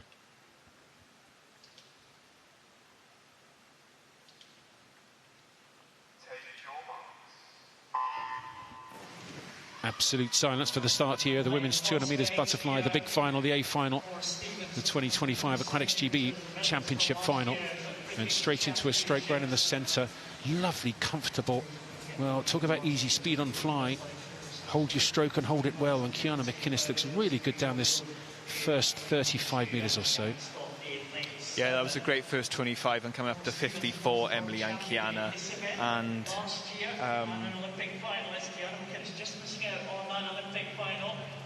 well, she does look good, really good. Just looking around the wall there, and I think Emily Richards may be slightly better off the wall. Richards in 5 and now is leading, but the big guns right in the centre haven't made a move yet. They're very fast on the second 100 metres, so maybe Emily Richards just married Matt Richards, and he's just they both just moved to Manchester now. The time bottom right there, 2:07.96 is what they're looking for. Well, they can do it off 60.9, certainly, Dan. Emily just had a fantastic second 50. Now, going into the last 100, if she can hold this, she's on for a good one here. She's looking so good. Well, she's got to just keep her stroke here, work this third 50. She's starting to just put a little bit jerky of a stroke in there. She's still holding it well, though, and it's so tough down this third 50, because don't forget, of course, you've got one more 50 to go at the end of this turn. And she's looking good at the moment. It hit the wall very well right on the end of the stroke. 50 to go. Absolutely, 50 to go. But Emily, you know, she's trying to get on this team this year. Unfortunately, she missed last year. From December to April last year, she had glandular fever. So for her to come back and look this strong is so exciting, Andy. Well, this is really fascinating. Laura Stevens, I think, is out of it just at the top of those three leaders, but Kiana McInnes coming back and coming back well, and she really is going well now. Kiana McInnes has overtaken and taken the lead here from University of Stirling. Very good indeed. Won the Olympic trials, went to the Olympics, 9th at the Olympic Games, and the time, she's done it. 2:07.14. Well, that is a qualification time for Singapore. She's just booked a ticket to the aeroplane. Well done. 2:07.1. That is an extraordinary swim. New lifetime best from her, and that's 3 seconds faster than she went this morning. Haven't even seen a smile yet. Go on, you just made the World Championship team. Yeah, well done, Kiana. You know, I've been on a few teams with Kiana. She's a very hard trainer. She trains up in Stirling, and they're obviously doing something right up there, because she is flying. Well, tactics really good as well. That was Laura Stevens down the first 100, and she went well down the first 100, but maybe just not had quite enough training after the Olympic Games. Just tired a little bit. But Kiana McInnes, wow, that's an outstanding swim. That really is. And she's booked a ticket to the World Championships. I've got to say, I thought she could win it, but I didn't think she'd go that fast. That's really outstanding. Almost a second underneath the qualification standard. Brilliant. Yeah, that is amazing. And Kiana does have more swims this week, so doing this on day one will take so much pressure off her. It'll probably feel like the weight of the world is lifted off her shoulders. Honestly, she's in such a good place. I'm so excited to see what she can do this summer. And I'll also tell you that Edie Price, she's just walking past us. She's just done the qualification standard for the European Junior Championships. So that time there in the 7th place, 2:13.01. That's 2/10 underneath that qualification time. Well, that's brilliant. Let's hear what Betty's got to say to the medalists. Well, round of applause for Kiana, Emily and Laura. Kiana, I'm going to speak to you because congratulations, you've booked your seat on that plane to Singapore, and that was a lifetime best time. Yeah, thanks. I don't know if I was expecting that tonight, to be honest. I've taken a little bit of a different approach to sort of training this year. More focusing on like the 4-year cycle and everything, so yeah, I'm really pleased with that. Talk us through that different approach, because it's clearly working, and that last 50 you were like a steam train. Yeah, I think I'm just being a little bit more conservative with the fly, trying to like keep longevity and sort of thing, so yeah, I'm really, really pleased with that. Congratulations everyone, round of applause for our medalists.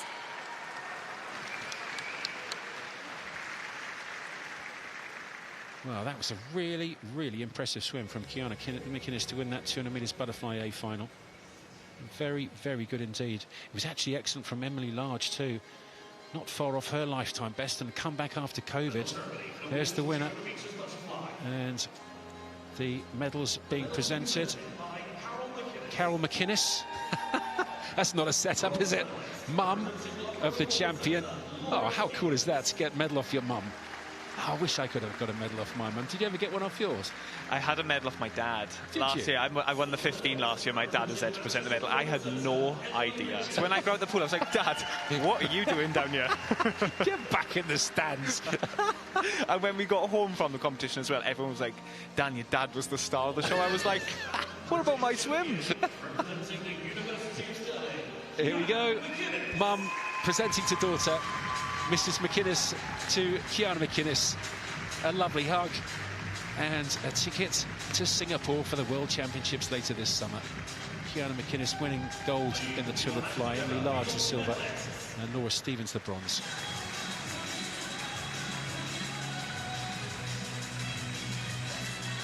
What a swim. 2:07.1. Did not expect that. Faster than last year. Faster than the time she won the Olympic trials at, faster than she went at the Olympics. It's really impressive stuff. Yeah, that is really impressive stuff, especially a year after Olympics. You know, these swimmers probably would have taken a little bit of an extended break after the Olympics. So, yeah, it's great.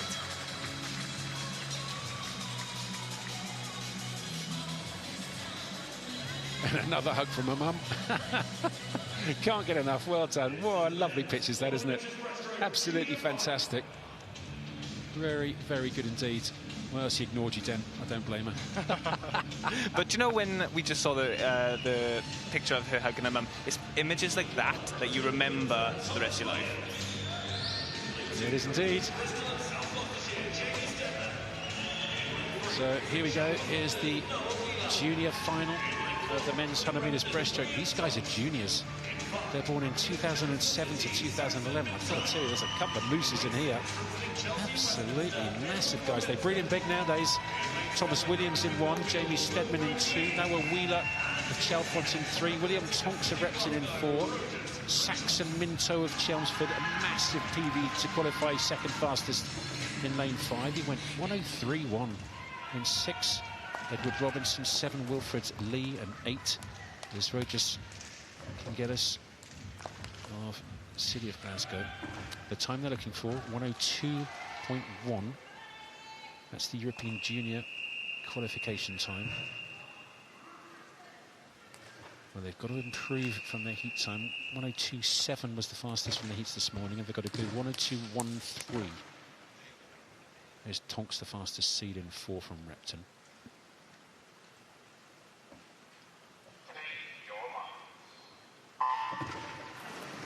The junior final of the men's 100 metres breaststroke.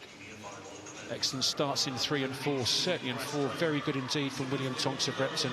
Well, he's got to have a crack if he can with that 1:02.1. He's on a lifetime best of 1:02.7 in the heats this morning, so it's a big ask, but it's certainly not impossible. It's certainly not impossible, Andy. And, you know, these boys probably feel a bit more adrenaline because they know Mr. Adam Peaty is watching them. He's in the stands, and I'm sure they want to impress him as well. I'll tell you what, I would. Certainly. Great turn as well. But he's had a good first 60 metres here as William Tonks of Repton. A 16-year-old bronze medalist at the national age groups, and he's swimming away from the field now. This is very good indeed. He's looking for a time of 1:02.13. And he looks really smooth. This is beautiful. It's a lovely 200 metres breaststroke stroke, this as well. Come on, William. Now he's got about 7 metres to go. See how close he can get to that 1:02.13. 1:02.13, 1:01.90. Well, he swam a lifetime best of 62.7 in the heats. He's just gone 1:01.9. Well done. And that will qualify for the European Junior Championships. I've got to say, there's a couple of juniors in the big final as well. I think you can only have 2 per nation go through to the European Juniors, but that's an excellent swim, a properly excellent swim from William Tonks of Repton. That was such a good swim from William, and he done the same this morning. His stroke this morning looked so good, and it looked exactly the same tonight, just quicker. Wow, that was excellent. Great start, great first 50, super turn, and look at that. William Tonks wins the junior final, 1:01.90, underneath the qualification time for the European Juniors. There are 2 very quick ones coming up, though, in the A final. Para-final next, of course, though. Noah Wheeler second, Saxon Minto third. A great junior final. That's wonderful to see. And the next final up is the para-final for the men's 100 metres breaststroke, and 15 times Paralympic medalist Paul Noble joins us again. Thanks, Andy. Bruce T leads them out for this para-final, multi-classification 100 metres breaststroke. Bruce T, Paralympian from Paris, swimmer very much coming through the ranks, the 19-year-old Bruce T. Kai Bradford in the other side of the pool. Bruce T, an SB6 swimmer, Kai Bradford an SB8. They're both swimmers with a physical impairment. The others in this field, led out by Gavin Roberts, are in the SB14 classification, those swimmers with an intellectual impairment. Jack Milne from University of Aberdeen Performance swims alongside record breaker from earlier today, Freya Rogers. Ryan Potter from Preston Swim Club in lane number 3. And the 2 Paralympians from Paris in the middle lanes, Cameron Bernkoom, 1:11.10 in the qualification heats. And Harry Stewart, fastest from those heats, in 1:06.69. And from Plymouth College Aquatics. 106.69. Was just about a second shy of his entry time for this competition. There's the classifications and the clubs of all the swimmers. So the two outside lanes, those with the physical impairment. Those in the middle, the intellectual impaired swimmers, SB14. Prefix SB just indicates that it is a breaststroke event. You see SM a little bit later in the week, that'll be the medley events, and all the others are S prefix for the para races. Harry Stewart, Paralympian from Paris, 5th place in that final. He's the reigning European champion, won that last year as well on his GB debut. Can he get inside that very, very tough qualification standard of 104.59? If he's going to do that, he's going to have to break the British and European record held by Scott Quinn. It is so tough qualification for the Singapore team, for these para swimmers. He's got to go out really fast. He didn't go out particularly fast in the heats this morning, so let's hope he is able to do that and bring it home as well. Harry Stewart in lane number 4. He will be the favourite. I think the only man to challenge him in terms of points might be Bruce D, so we'll keep an eye on Bruce D right up at the top there. He's an SB6 class, so the lower numerical class, so the target time for him is slower than the others in this field. But let's turn our attention to Harry Stewart. British and European record stands at 105.28, held by the great Scott Quinn, who retired last year at these championships. Can Harry Stewart get inside that? Can he get into the 104 range? Stewart into the finish, and he's just going to slip by for Harry Stewart, but 106.15 is an improvement by half a second on what he did this morning. Look at the points total for him, 853 points for Harry Stewart. Let's see what Bruce D can do now. British record holder Bruce D at the top, 809 points. It's not quite good enough to challenge that 853 points from the man who touched the wall first. But Bruce D will get in to second position, and in third place it looks like Cameron Verncombe. So the 3 Paralympians from Paris will be the 3 medalists. Cameron Verncombe taking the bronze, Bruce D taking the silver, and Harry Stewart taking that gold medal. An improvement from this morning. He'll be pleased to do that. He'll be disappointed, I think, not to get inside that qualification standard, but it was a real tough ask. The qualification standards for these para events are extremely difficult, having to break a British record to get inside that standard. So well done, Harry Stewart. 106.15 for him, half a second improvement from this morning, and just half a second outside of his lifetime best. So some are very much on form. And now the winner is with Peaty. London, give it up from medalists. Harry, brilliant race. You stormed that. You looked so comfortable. It was faster than this morning. Are you happy? Yeah, you've got to be happy. It was faster than this morning. I've come into the start of the cycle with a bit of an injury. So, season best, I'm happy with it. Brilliant. Well done. Round of applause, everybody.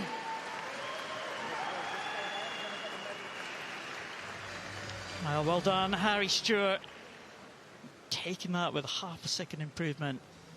Bruce D, all smiles for him. 123.27 for Bruce D, just outside his own British record there of 123.0, so you can't complain at that. Cameron Verncombe, he'll be back again later in the week. He's a great individual medley swimmer, as is Bruce D as well. And there is Bruce. He's enjoying himself. He's had a busy day, Bruce D. Bringing out a big performance there in that breaststroke. But there's the man, Harry Stewart. He was happy with his performance, and no wonder. Well done, Harry Stewart. And there are your medalists in that multi-classification 100 breaststroke final. Well done, Harry Stewart. Well done to Bruce D, and well done to Cameron Verncombe. Well, some fantastic swimming from the para-athletes there.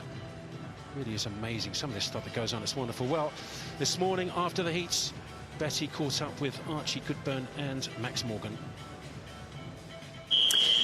Archie, job done. How are you feeling after that? Yeah, pretty happy with that this morning. A lot of pretty good competition in the 100 breaststroke this year, despite missing Peaty, but good swim this morning, comfortably into the final, so feeling good with that. Yeah.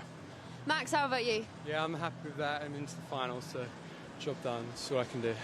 And look, this is the first time that the 100-metre breaststroke doesn't have Adam Peaty and James Wilby. So are you guys looking at this as a brilliant opportunity for you both? Yeah, it's definitely a nice opportunity. It makes it a little bit almost more exciting because although we all stand there doing our best to beat Peaty, he's a bit of a monster. So it's nice to kind of change up a little bit and have a bit of different competition going on. Yeah, it's definitely different without Peaty, a bit more pressure on because now there's other opportunities for like Worlds in Singapore. So yeah. All right, good luck for later. Thank you very much. Oh, I love that. I love that. Max Morgan saying it's great not to have Peaty, and there's his world record. And I can tell you what, I've got global swimming royalty sitting next to me, Peaty. What do you think about that? It's nice to have him not in the race, so I've got a chance. Well, yes, I mean, it's definitely a good opportunity for all of these guys coming out now. A little bit humbling that obviously they're looking up to me to get that spot. And I really want to see someone tonight, or hopefully 3 of them, go sub-minute. Well, you were actually pre-selected for this race, but you've decided not to swim the World Championships? That is correct. The only reason for that, really, is that I only made the decision in December/January. That's when I decided to come back, and you know what? I have to earn my place. I don't care about these pre-selections. I'm a person that's hopefully honourable, and I've got to earn that place. Absolutely right. Well, this is the big final, a final of the men's 100 metres breaststroke, and I've got to tell you, the first time I think I can remember that I've not got a Mr. Peaty or a Mr. Wilby in this race. Does it feel funny sitting here in the commentary box talking about the final at the British Championships of the 100 metres breaststroke? It does feel like I'm retired. I don't like that. Just to be clear, you're not. I'm looking forward to commentating you on again. Yes, and hopefully we're going to have some of these boys come along with me. That's obviously what we do through everything I do in the country, is about bringing as many people on that journey as possible. And who knows what these next 3 years after this final is going to bring with myself in these finals. And yeah, I'm excited.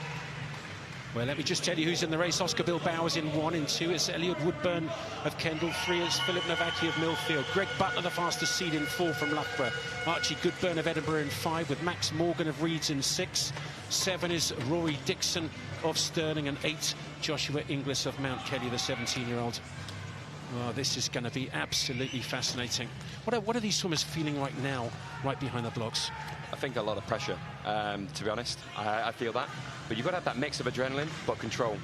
Mel always said, she said, be composed, be angry. But it's not too much anger. Those first few strokes, especially to 25 metres, we're probably going to see the winner from them.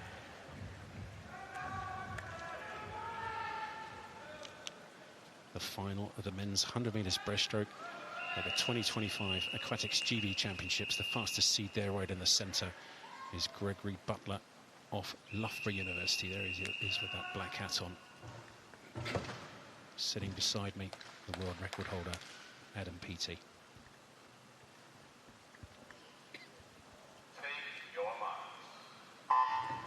Two next breaststrokes, the final of the 100 metres breaststroke at the British Championships here in 2025. It is a qualification for the World Championships, and that time, 59.65. It's faster than all of their lifetime bests. Adam, what have they got to do here if they're going to go 59.65? I mean, Archie's swimming a really good race here. I think he's really done it well there. Great start. Greg's obviously started a little bit behind, but he is a back-ender. So, yeah, I mean, it's very exciting for Archie if he can turn well here, control those first 3 strokes off that turn, and hopefully he's going to come back very well. And 27.8, can he go 59.6 over 27.8? Hopefully, we'll see. But, I mean, Max is coming back strong now. Like I just said, Greg really building that momentum. Greg's got a very good heritage in that 200 metres. And I think this could be either going to Max or Greg at this point. Well, it's very close indeed. And in lane number 6, Max Morgan charging back. Butler in 4, Goodburn in 5, Max Morgan in 6. Who's going to get the touch? It's going to be really close. Oh, my goodness me. Didn't quite spot the finish. Oh, no. Max Morgan had it. Just did an extra stroke at the end. And he's gone 60.10, Max Morgan, to come second. And 59.9, Greg Butler.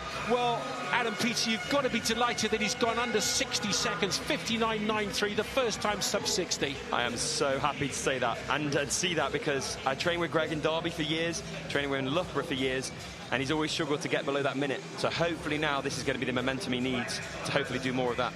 Well, that's an outstanding swim from Butler, and right from the start he had a good start here, and down this first 25, control. What's he trying to do here? He's just working off Archie's pace there. Greg's never had a really good start, a bit like myself for all those championships that I've done. But you've just seen it on that back end. That's where that 200 metres come in, and he's got that stamina, he's got that endurance, and he got his hand on the wall first. 59.93, delighted for Greg Butler. He's gone under 60 seconds for the first time in his life. 59.93 wins it. Max Morgan didn't quite spot his finish, very nearly won. He did from lane 6 from the Reed score. 60.10. Philip Nowacki third, Archie Goodburn fourth. Those top 3 very quick indeed, and with a relay spot available, that is really important. And now let's listen to those medalists talking to Betty Glover. Give it up for Greg, Max and Philip, everybody. Greg, I'm going to squeeze in here and talk to you first, because that is the first time that you have ever got under 60. How does that feel? Yeah, I'm happy. I've been trying to break 60 for a really long time now, so I'm happy to finally do it, yeah. What was the game plan going into that? Just to try and keep it long on the way out and build through it, yeah. Well, you did very well. Max, I'm going to move on to you. How are you feeling after that? Are you happy with that race? I guess so. I would have liked to go on to a minute, but it's fine. What do you think went a little bit wrong for you out there?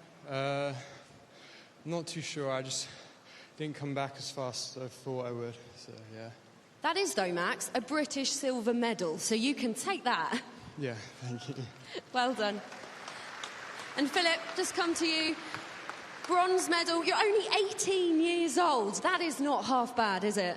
Yeah, I'm really happy with that swim. Massive PB from Summers last year, and I managed to PB in the morning and drop again, which is good. Against such a big field like that, you must feel great. Yeah, I do. I mean, the competition today was amazing. All right, congratulations. Round of applause, everybody. Well, in second place, that I can tell you that Max Morgan's broken the national age group record for the 17-year-olds at 60.10, and so close to that sub-60. But very importantly, Adam, and a place that you took, a spot that you took is that relay spot, the breaststroke leg of the relay for the World Championships. With discretion, what do you think the chances are of Greg Butler making that Singapore team for the World Championships later this summer? I mean, they've got to take a breaststroker, right? We've got to put a team in, and we're only going to build that from the ground up. Greg is a great relay performer. I've seen him at Bucks, and he performs out of his skin. This is a very pressurized environment. So maybe this is, 10% slower than what he could do in a relay, or hopefully even faster. But the world is only getting faster, so he needs to find a way in the next few months, if he is selected, to find a way to get that 59.9 into a 58.9. What do you think he's got to do to make it a 58.9? Because that's quite a big job. It looks like he can. I mean, he's so talented, and finally, maybe he's got that monkey off his back. Do you think he can now just start focusing on swimming fast and not worrying about the 60? I think with Greg, it's all mental. And I think, again, this will give him the confidence he needs to go into the 200 metres, do a really good job, hopefully on the 50 as well. And, yeah, just working on that mental side. As swimmers, we always think it's about the physical. It's about the mental. The mind is the athlete. So really working on himself and his self-confidence and believe in the stroke. Those first few strokes are crucial.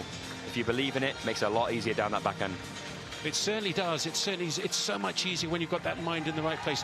How do you go about doing that? I mean, is that working with your coach? Is it working with a psychologist, sports psych? How would you go about doing that to get that side of it really good?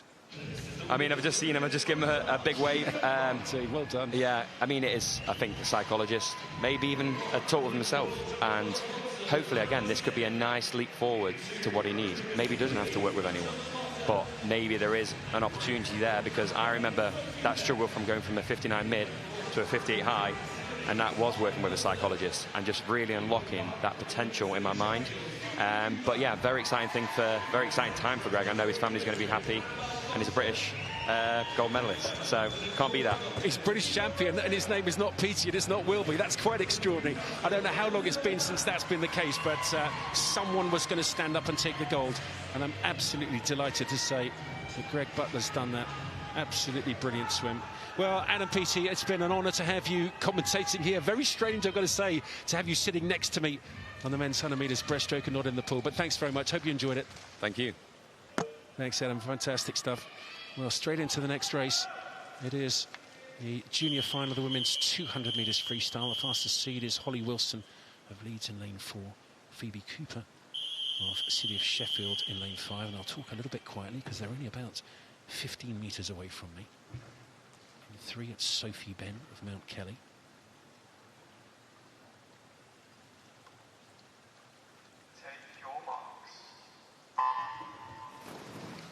The junior final, the women's 200 metres freestyle. Holly Wilson of City of Leeds right in the centre.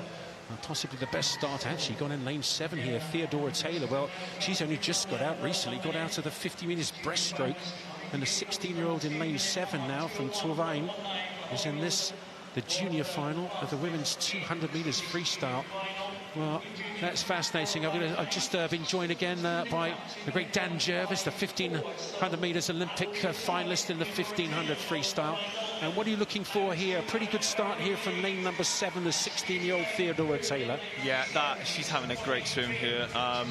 We're just looking for a strong start. Obviously, as we were talking earlier, you don't want to be going out too quick in a 200 freestyle. But again, you want to be going out quick enough so the people next to you don't get too far in front. Because 200 metres isn't that far, isn't that long. So. It might not be for you. If we jump for a 50 and 100 metres something, you need a sat-nav to finish at 200, let me tell you. Well, that's the halfway turn in this junior final of the women's 200 metres freestyle, and a very good first 125 here from Phoebe Cooper, the youngster from the City of Sheffield. And she's really worked into that turn, into the halfway turn, and took a good couple of metres out of the field. Went slightly earlier than we've seen so far. Yeah, absolutely. That 75 to 100 for Phoebe was phenomenal. She had the best part of that race of anyone. And now we turn on to the last 50. Good underwater, good momentum coming into this last length. She smashed this one. Well, I've got to say, she can go well under 2 minutes if she can keep this going. She was 30.2 in that last 50, just starting to tire a little bit now. Also doing very well up there is the 15-year-old Emily Smith of Royal Tunbridge Wells Monson. She's going really well, currently in second. Charging back in lane number 4 is Holly Wilson of Leeds, but Phoebe Cooper, what a swim this is. Sub 2? Yes, she has. Well done, Phoebe Cooper. 2 minutes, 0.06 was her lifetime best, and the crowd have gone nuts here.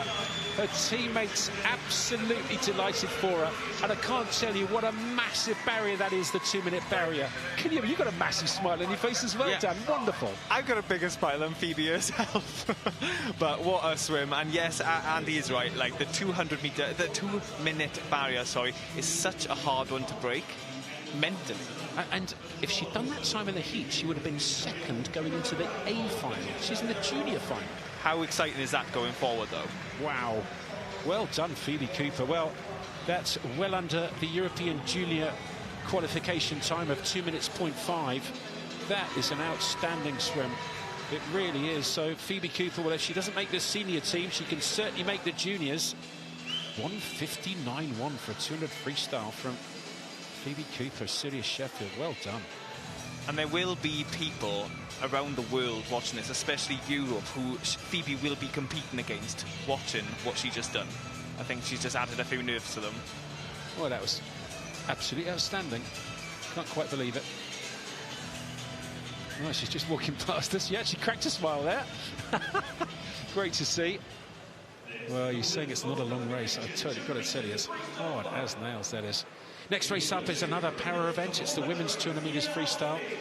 And joining me again in the commentary box, in fact, leading the commentary on these para events, is Paul Noble. Thanks, Andy. Summer's coming out now. We talked about the points before, but points kind of go out the window here because they're all the same classification. All the swimmers in the S14 class. Jenny Oxby we saw. There's Poppy Maskell, Great Britain's most decorated Paralympian in Paris last year. Olivia Newman-Baronius coming out now. Well, what a mark that she made last year at these championships to qualify herself for that Paris team.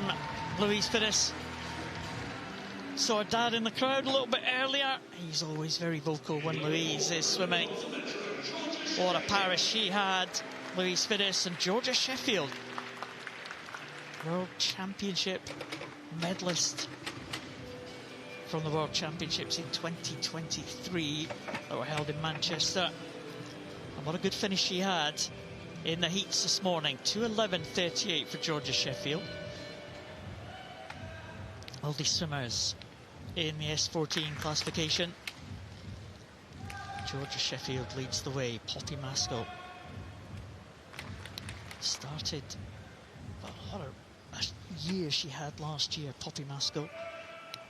2 individual gold medals in Paris and also one in the relay. She was joined in that relay team by Olivia Newman-Baronius, but they were all behind Georgia Sheffield and Louise Fiddis to date. Louise Fiddis, of course, fantastic swim that she had in the breaststroke to win from one of the outside lanes.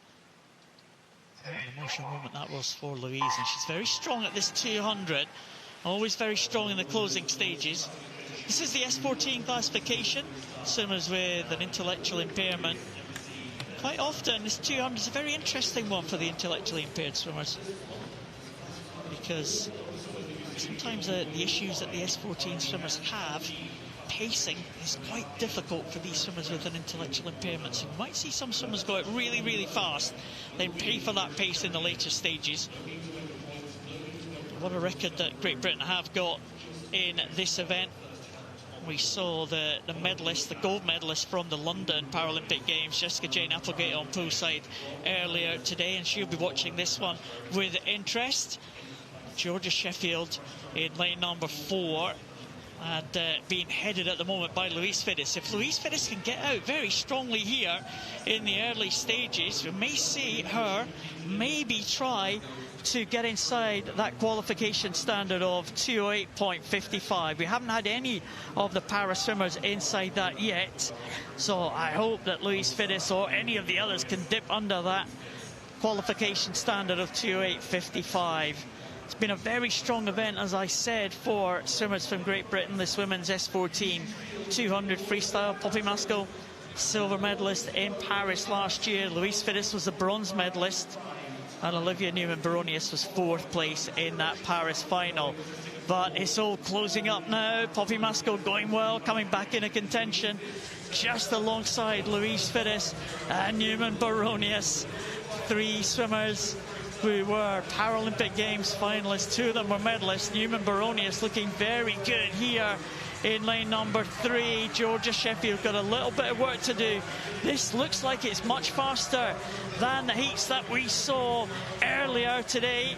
3 swimmers can qualify for para finals in Singapore, and they're coming in absolutely together. And 2:08.06 for Poppy Maskell and 2:08.11, and those times are both inside the Singapore standard of 2:08.55. Poppy Maskell really pleased with that one. A nod of the head, and she would be delighted with that one. The triple Paralympic gold medalist from last year. And Louise Fiddis, well, we say it time and time again at these trials events, at the major championships, she just pulls out the swim when almost you least expect it. Didn't look great in the heats this morning, but she looked fantastic there in the final. Took that race out and was able to hold on. Just couldn't hold off the challenge from Poppy Maskell, who will become the British champion. And Olivia Newman-Baronius just outside that qualification standard, but another good swim from the Maxwell swimmer, and she'll have more events later this week. So Maskell takes the title, 5 100s ahead of Louise Fiddis. Both of those swimmers inside the Singapore standard just separated by 1 point there. 5 100s between Maskell and Fiddis. Maskell takes gold, Louise Fiddis the silver, Olivia Newman-Baronius the bronze, and those times, fantastic times from the three GB swimmers. Poppy Maskell is now with Betty. Round of applause for our medalists, everybody! You must be so proud of yourself. We saw you there, the camera was on you, and you gave a good nod, because I think you were like, yes, I've done it. Yeah, I was really happy with that swim, because I didn't go the best this morning, and I thought that it wasn't going to be the best, but it was, so I'm happy with that. What do you think you changed between this morning and this evening? Swimming with, like, Louise, and that helps, so definitely that. Well, you've done a brilliant job of putting yourself in front of those selectors for Singapore, so everybody give it up for our medalists! Oh, delighted there with those swims from these three swimmers. Olivia Newman-Baronius just missing the qualification standard, but she'll be back later in the week. She's got big events to come. Dave Clark, the chief exec of the British Paralympic, is going to make these presentations. Blind footballer in his day. I think he's probably the most capped blind footballer for the GB team. Great swim from Louise Fiddis. Again, inside that qualification standard. Well, what can you say about Louise? Absolutely superb performer, always steps up on the big stage, and she's done it again. That's put her in a great position to go to Singapore. And Poppy Maskell, you see how delighted she is. She's had an up and down time since she came back from Paris. Took a long break, so she's back into it now, and those are three quality times from the three medalists in the multi-classification, I should say, 200 free. They're all S14s. Maskell taking the title ahead of Louise Fiddis and Olivia Newman-Baronius.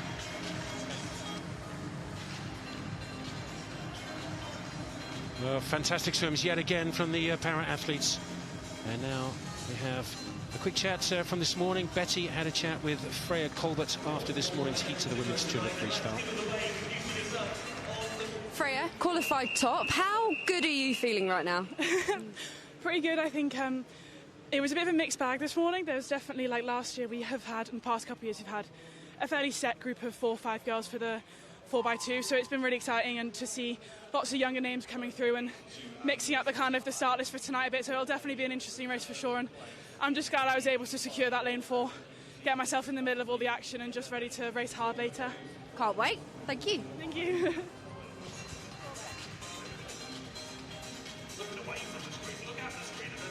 Well, we can't wait. Jo Jackson, 1:55.54, the British record set back in 2009 at that World Championships, when I think there were 42 world records broken. It was just phenomenal. Freya Colbert going in lane number 4, the fastest seed for this final. Holly Hibbett in lane 1. There's Jemima Hall in lane number 8. Did really well to qualify for this final. And in lane number 1, Holly Hibbett. Here she is. And Leah Schlossen will be in lane 7. I should just mention that normally we'd see Medi Harris in this final of the women's 200 metres freestyle. And I know she's taking a break after the very sad passing of her mother last year. And, of course, taking some time out after that Olympic Games. So very sensibly taking a little bit of a break, and can't wait to see her back and commentate on her in the Commonwealth Games final next year. And I know you'd like to wish her well and look forward to seeing her next year as well, Dan. Yeah, Andy, can't wait to see you back in the swim med. Back in the pool soon, Med. So there's Megan Barnes in lane number 2 of this, the final of the women's 200 metres freestyle. Megan from Mount Kelly, one of 2 swimmers in lanes 2 and 3. Barnes in 2, Erin Little in 3. Teammates. There we go. There is Erin Little. So Schlossen in 7. Abby Wood now in lane number 6. Technically excellent. And now Lucy Hope, here she is. Well, she's very slight of body, Lucy Hope. She's very deceptive because enormously strong. Power to weight ratio must be phenomenal. Excellent 100 freestyler, excellent 200 metres freestyler. Was in the Olympic final in both the 4x1 and the 4x2 free relay. And now Freya Colbert, world champion on the 400 medley, Dan. This the 200 free. Interesting, she's fastest seen in the 200 free when she's world champion 400 medley. Yeah, you know, Freya looked very confident this morning in the race. We know she has great stamina because she is the World 2023 champion in the 400 IM. Now, I know that's a different event, but the 400 IM, the freestyle is the last stroke. So she will have to work a lot on freestyle in training. So, you know, she's so ready for this. She's so fit for this. Well, it is enormously useful for these medley swimmers to have 4 good strokes. And if you look back to Michael Phelps, world ranked in every single stroke, world ranked individually on every stroke. Right in the centre, really getting herself ready. Freya Colbert. There's Abby Wood. Jazzy suit, like that. Olympic rings on her wrist. Olympic finalist, of course, in the 200 medley and the 200 breaststroke. Wood in 6, Hope in 5, Colbert in 4, Little in 3.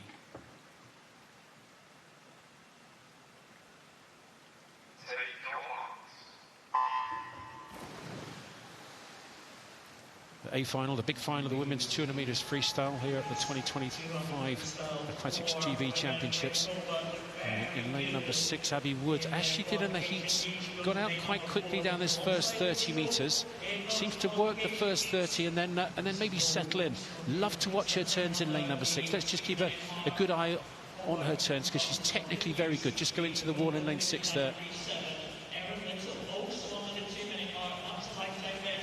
That was a very good underwater swim, underwater bit there from Abby Wood. You know, she's coming out strong. She's going into this second turn now really strong, you know, 25 metres until that, and she's looking so strong.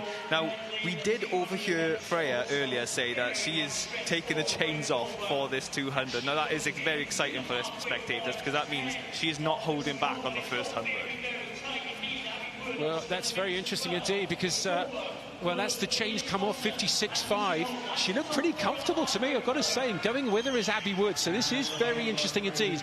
Their teammates first and second at the moment. No doubts about the leader, that is Freya Colbert. Lucy Hope will come back as well in the centre. But Freya Colbert in lane 4, Wood in 6, Schlosser in 7. And with all these 4 women very close indeed, there is a relay team here, the women's 4x200 metres freestyle relay to be selected for the World Championships. And I can tell you the qualification time there is 7:51, so they've got to average pretty much by 1:58 zeros, and if they can do that, then that relay will be selected. That was an excellent turn from Freya then, great under the water, and you can just see her speeding up to this finish now. So it's Colbert leading and leading comfortably. Coming back is Schlosser in 7. Coming back at Wood in 6. Hope is also there, but this is all about Freya Colbert. Gone from the start, and this is a really impressive swim. Look at the time. 1:55.76. She's qualified for the individual 200 metres freestyle. That's an outstanding swim from Freya Colbert. Goodness me, they're underneath the relay time. She's done a lifetime best. She's qualified on the individual as well as the top 4 women qualified for that women's 4x2. So 2 qualifiers for the British team for the World Championships. The individual swim and the team, and that is wonderful news for Team GB. Wonderful. Freya is on fire this week, and it's only day 1. I'm so looking forward to seeing what she can do. And it's only April. Just remember, we're not at the end of the year. The main competition of the year will be Singapore, so that is when she will be fully rested and fully raring to go. And fascinatingly, the B final, not the B final, excuse me, the junior final was won in faster than the time that the swimmer in lane, it came in 4th, Lucy Hope did. So I wonder what they'll do there, because I think you can swim a time in the B final to be considered. That's very interesting indeed. I wonder what the selectors will do there. It'd be great if they took all 5, wouldn't it? It really would. Well, there's confirmation of the result of the big final, a Singapore qualification standard for Freya Colbert. New lifetime best, 1:55.7. Brilliant swim from her. Schlosser 2nd, Wood 3rd, Hope 4th, and the average time under 1:58.0. So the relay goes. Very good indeed. Well done.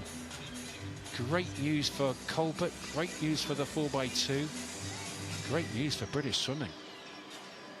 Very, very great news for Aquatics GB going into this summer. Betty, talking to the medalists. Before we get on to the medalists, we can confirm that this is going to be the women's 4x200 metre free relay team in Singapore. Congratulations, Lucy. That sounds good, doesn't it? Yeah, you know, that final looks a little bit different this year. Had a few new people in there, so, you know, it's always such a good race here on day one. And, yeah, happy to get my hand to the wall fourth. Time is a bit meh, but, yeah, happy to be with these girls, so, yeah. Well, you're on the plane. That's not bad. Let's go over to Abby Wood, then, who got that bronze medal. Abby, how do you feel after that? I'm a little bit disappointed, but I did the job at trials, and then I'm excited for Singapore and always love to be a part of the relay team, so yeah. What do you think you could improve on? I'm sure there's a lot of learnings in there as well. I don't know, I think just getting used to the event again. I think I took a bit of a break from it in the short course season, and yeah, just get back into it again. Well, congratulations. Well done. Let's go over to silver then. Leah, hello. How do you feel about silver? Oh, I'm so happy. It was a tough race, like the last 100 was hard, but I'm so happy. Look at those cheers for you. And Freya, you are British champion, and you did that in some style as well. You must be chuffed. Yeah, I'm really pleased with the PB. Can never complain. It's an event I love swimming, and it's something that I haven't always trained for priority-wise. Like, obviously, I did a lot of 4 medley stuff last year, so I put a bit more effort into it this year, and I've got my eye on that British record for sure. It just wasn't to be tonight, but plenty more opportunities to race that, and hopefully in Singapore as well. Well, you are going to Singapore. You have made the team as well, so congratulations. You must be thrilled with that as well. Yeah, definitely. The relay's always such a fun one. I love opening my meet with this, and so, yeah, really looking forward to Singapore, especially with these girls, so, yeah. Well done. A round of applause for our medalists and our relay team. Well, that was an outstanding swim. Gold and silver, 2 new lifetime bests. Freya Colbert's 155.7 wins it. 155.76. And that's almost a full second inside the qualification time for the World Championships. Brilliant, that is. Well, here's Abby Wood, the bronze medalist. Her time not bad, you know, 157.9. And the silver medalist, well, she should be delighted. 1.1 second lifetime best for Leah Schlossen to make the World Championship team in that 4x2 free relay. No doubt about the winner. A massive swim. Look at that, so Mum. That's wonderful. Oh dear, it's great to see, isn't it? It really is. Mummy Colbert presenting the gold medal in the women's 200 metres freestyle at the 2025 Aquatics GB Championships. And those 4, well, it'll be interesting to see what they do with the 4th spot, because the winner of the junior final was slightly faster there than Lucy Hope, who finished 4th, but I'd love to see them take them all. It'll be fascinating to see what they do, but certainly the relay is qualified. And so, well, that's the last final this evening, and it's been great fun. We've had all sorts of fireworks going off. Mr. Peaty in the commentary box, great to see. And now let's hear what Dan Jervis has got to say with Betty Glover to wrap up the show for the first night. Well, thank you, Andy. Dan has legged it down to me. We're in the studio. Dan, I mean, this is your first full evening of commentary. How did you find it? It was very intense, Andy. I'm really... sorry, Betty. I'm really enjoying it. I've been speaking to Andy all afternoon, so that's why. But I'm absolutely loving it. It's so cool. We've got the best seats in the house. We are right... I'm about 10 foot away from the pool. And, yeah, it's so great. I'm so supportive of these swimmers. Well, that women's 200 metre free was unbelievable. It was so close for second and third, but Freya Colbert just stormed it. Absolutely smashed it. You know, she is such a talented athlete. She's got such a good career ahead of her. She's already had a good career as well. You know, we saw her in the Paris Olympics. I'm so excited what she can do this summer. Yeah, and that was a lifetime best for her as well. So you sort of look at her and you look at her performances, don't you? And you sort of feel like she's got a lot more in the bag. She's got a lot more in the tank. Yeah, absolutely. You know, we're going to see Freya a few times this week. So she's in a great place now. She's swum phenomenal on day 1. This is going to set her up so good for the rest of the week. Absolutely. Well, you can join us back in the studio now. All the athletes are milling around. The crowd is starting to disperse because we've had a brilliant night of day 1 action. Dan, is there anything else that really caught your eye that you want to talk about? I mean, Jimmy's swim in the 400 freestyle was phenomenal. I felt his pain with 75 metres to go, you know. Honestly, every swim tonight has been phenomenal. I've loved it. Yeah, Jimmy went out just so quickly, didn't he? And that first 300, he was under his own British record, so he would have broken it if he could have held it on. Was it a case for him that he just went out way too quickly, emptied the tank a little bit too fast? Do you know, I'd say, you know, he hasn't done 400 freestyle for a long time. He's probably just testing the water. I don't blame him for what he done tonight. I thought the way he done it was fantastic, and it was a really gutsy swim. It was a sort of swim where if you as a coach, you'd stand with your younger swimmers and be like, that is how you do it. You know? Really? Absolutely, yeah. I mean, such a gutsy swim. Yeah. That's what you want your young swimmers to do. I asked him before yesterday, and I said, what's your plan going into it? Because obviously you haven't competed in it at a level like this for ages. So do you have a plan? And he was like, I cannot tell you. I feel like we know his plan now. It was go out like an absolute rocket. Absolutely. Betty, the last time he swam the 400 freestyle, I was in the race. It was in the 2018 Commonwealth Games, and he was below world record pace at 200. It's so humbling when you were in that race with him. I can imagine. Just quickly, a word on Gregory Butler, who of course won the men's 100 metre breaststroke. Adam Peaty was commentating on it. I mean, that is very impressive, isn't it? Very impressive. I think it was the first time for Greg to go under a minute. It was yes, so it was. It was so impressive. And for him to know that Adam was watching, I can imagine that felt amazing. Do you think that felt scary, though? Like a little bit more pressure? Yeah. I would feel more pressure, definitely. Yeah, I think I would. Dan, thank you so much. You're, of course, going to be back for day 2 and also day 3, 4, 5 and 6. So we're going to be in this arena for the rest of the week, bringing you all of the amazing swimming action, back-to-back races, all of the action in that swimming pool. You will not want to miss a thing. Thank you so much for joining us this evening. We'll be back tomorrow at the same time. Remember, we are on YouTube and we're also on the BBC iPlayer. How about that? We'll see you tomorrow.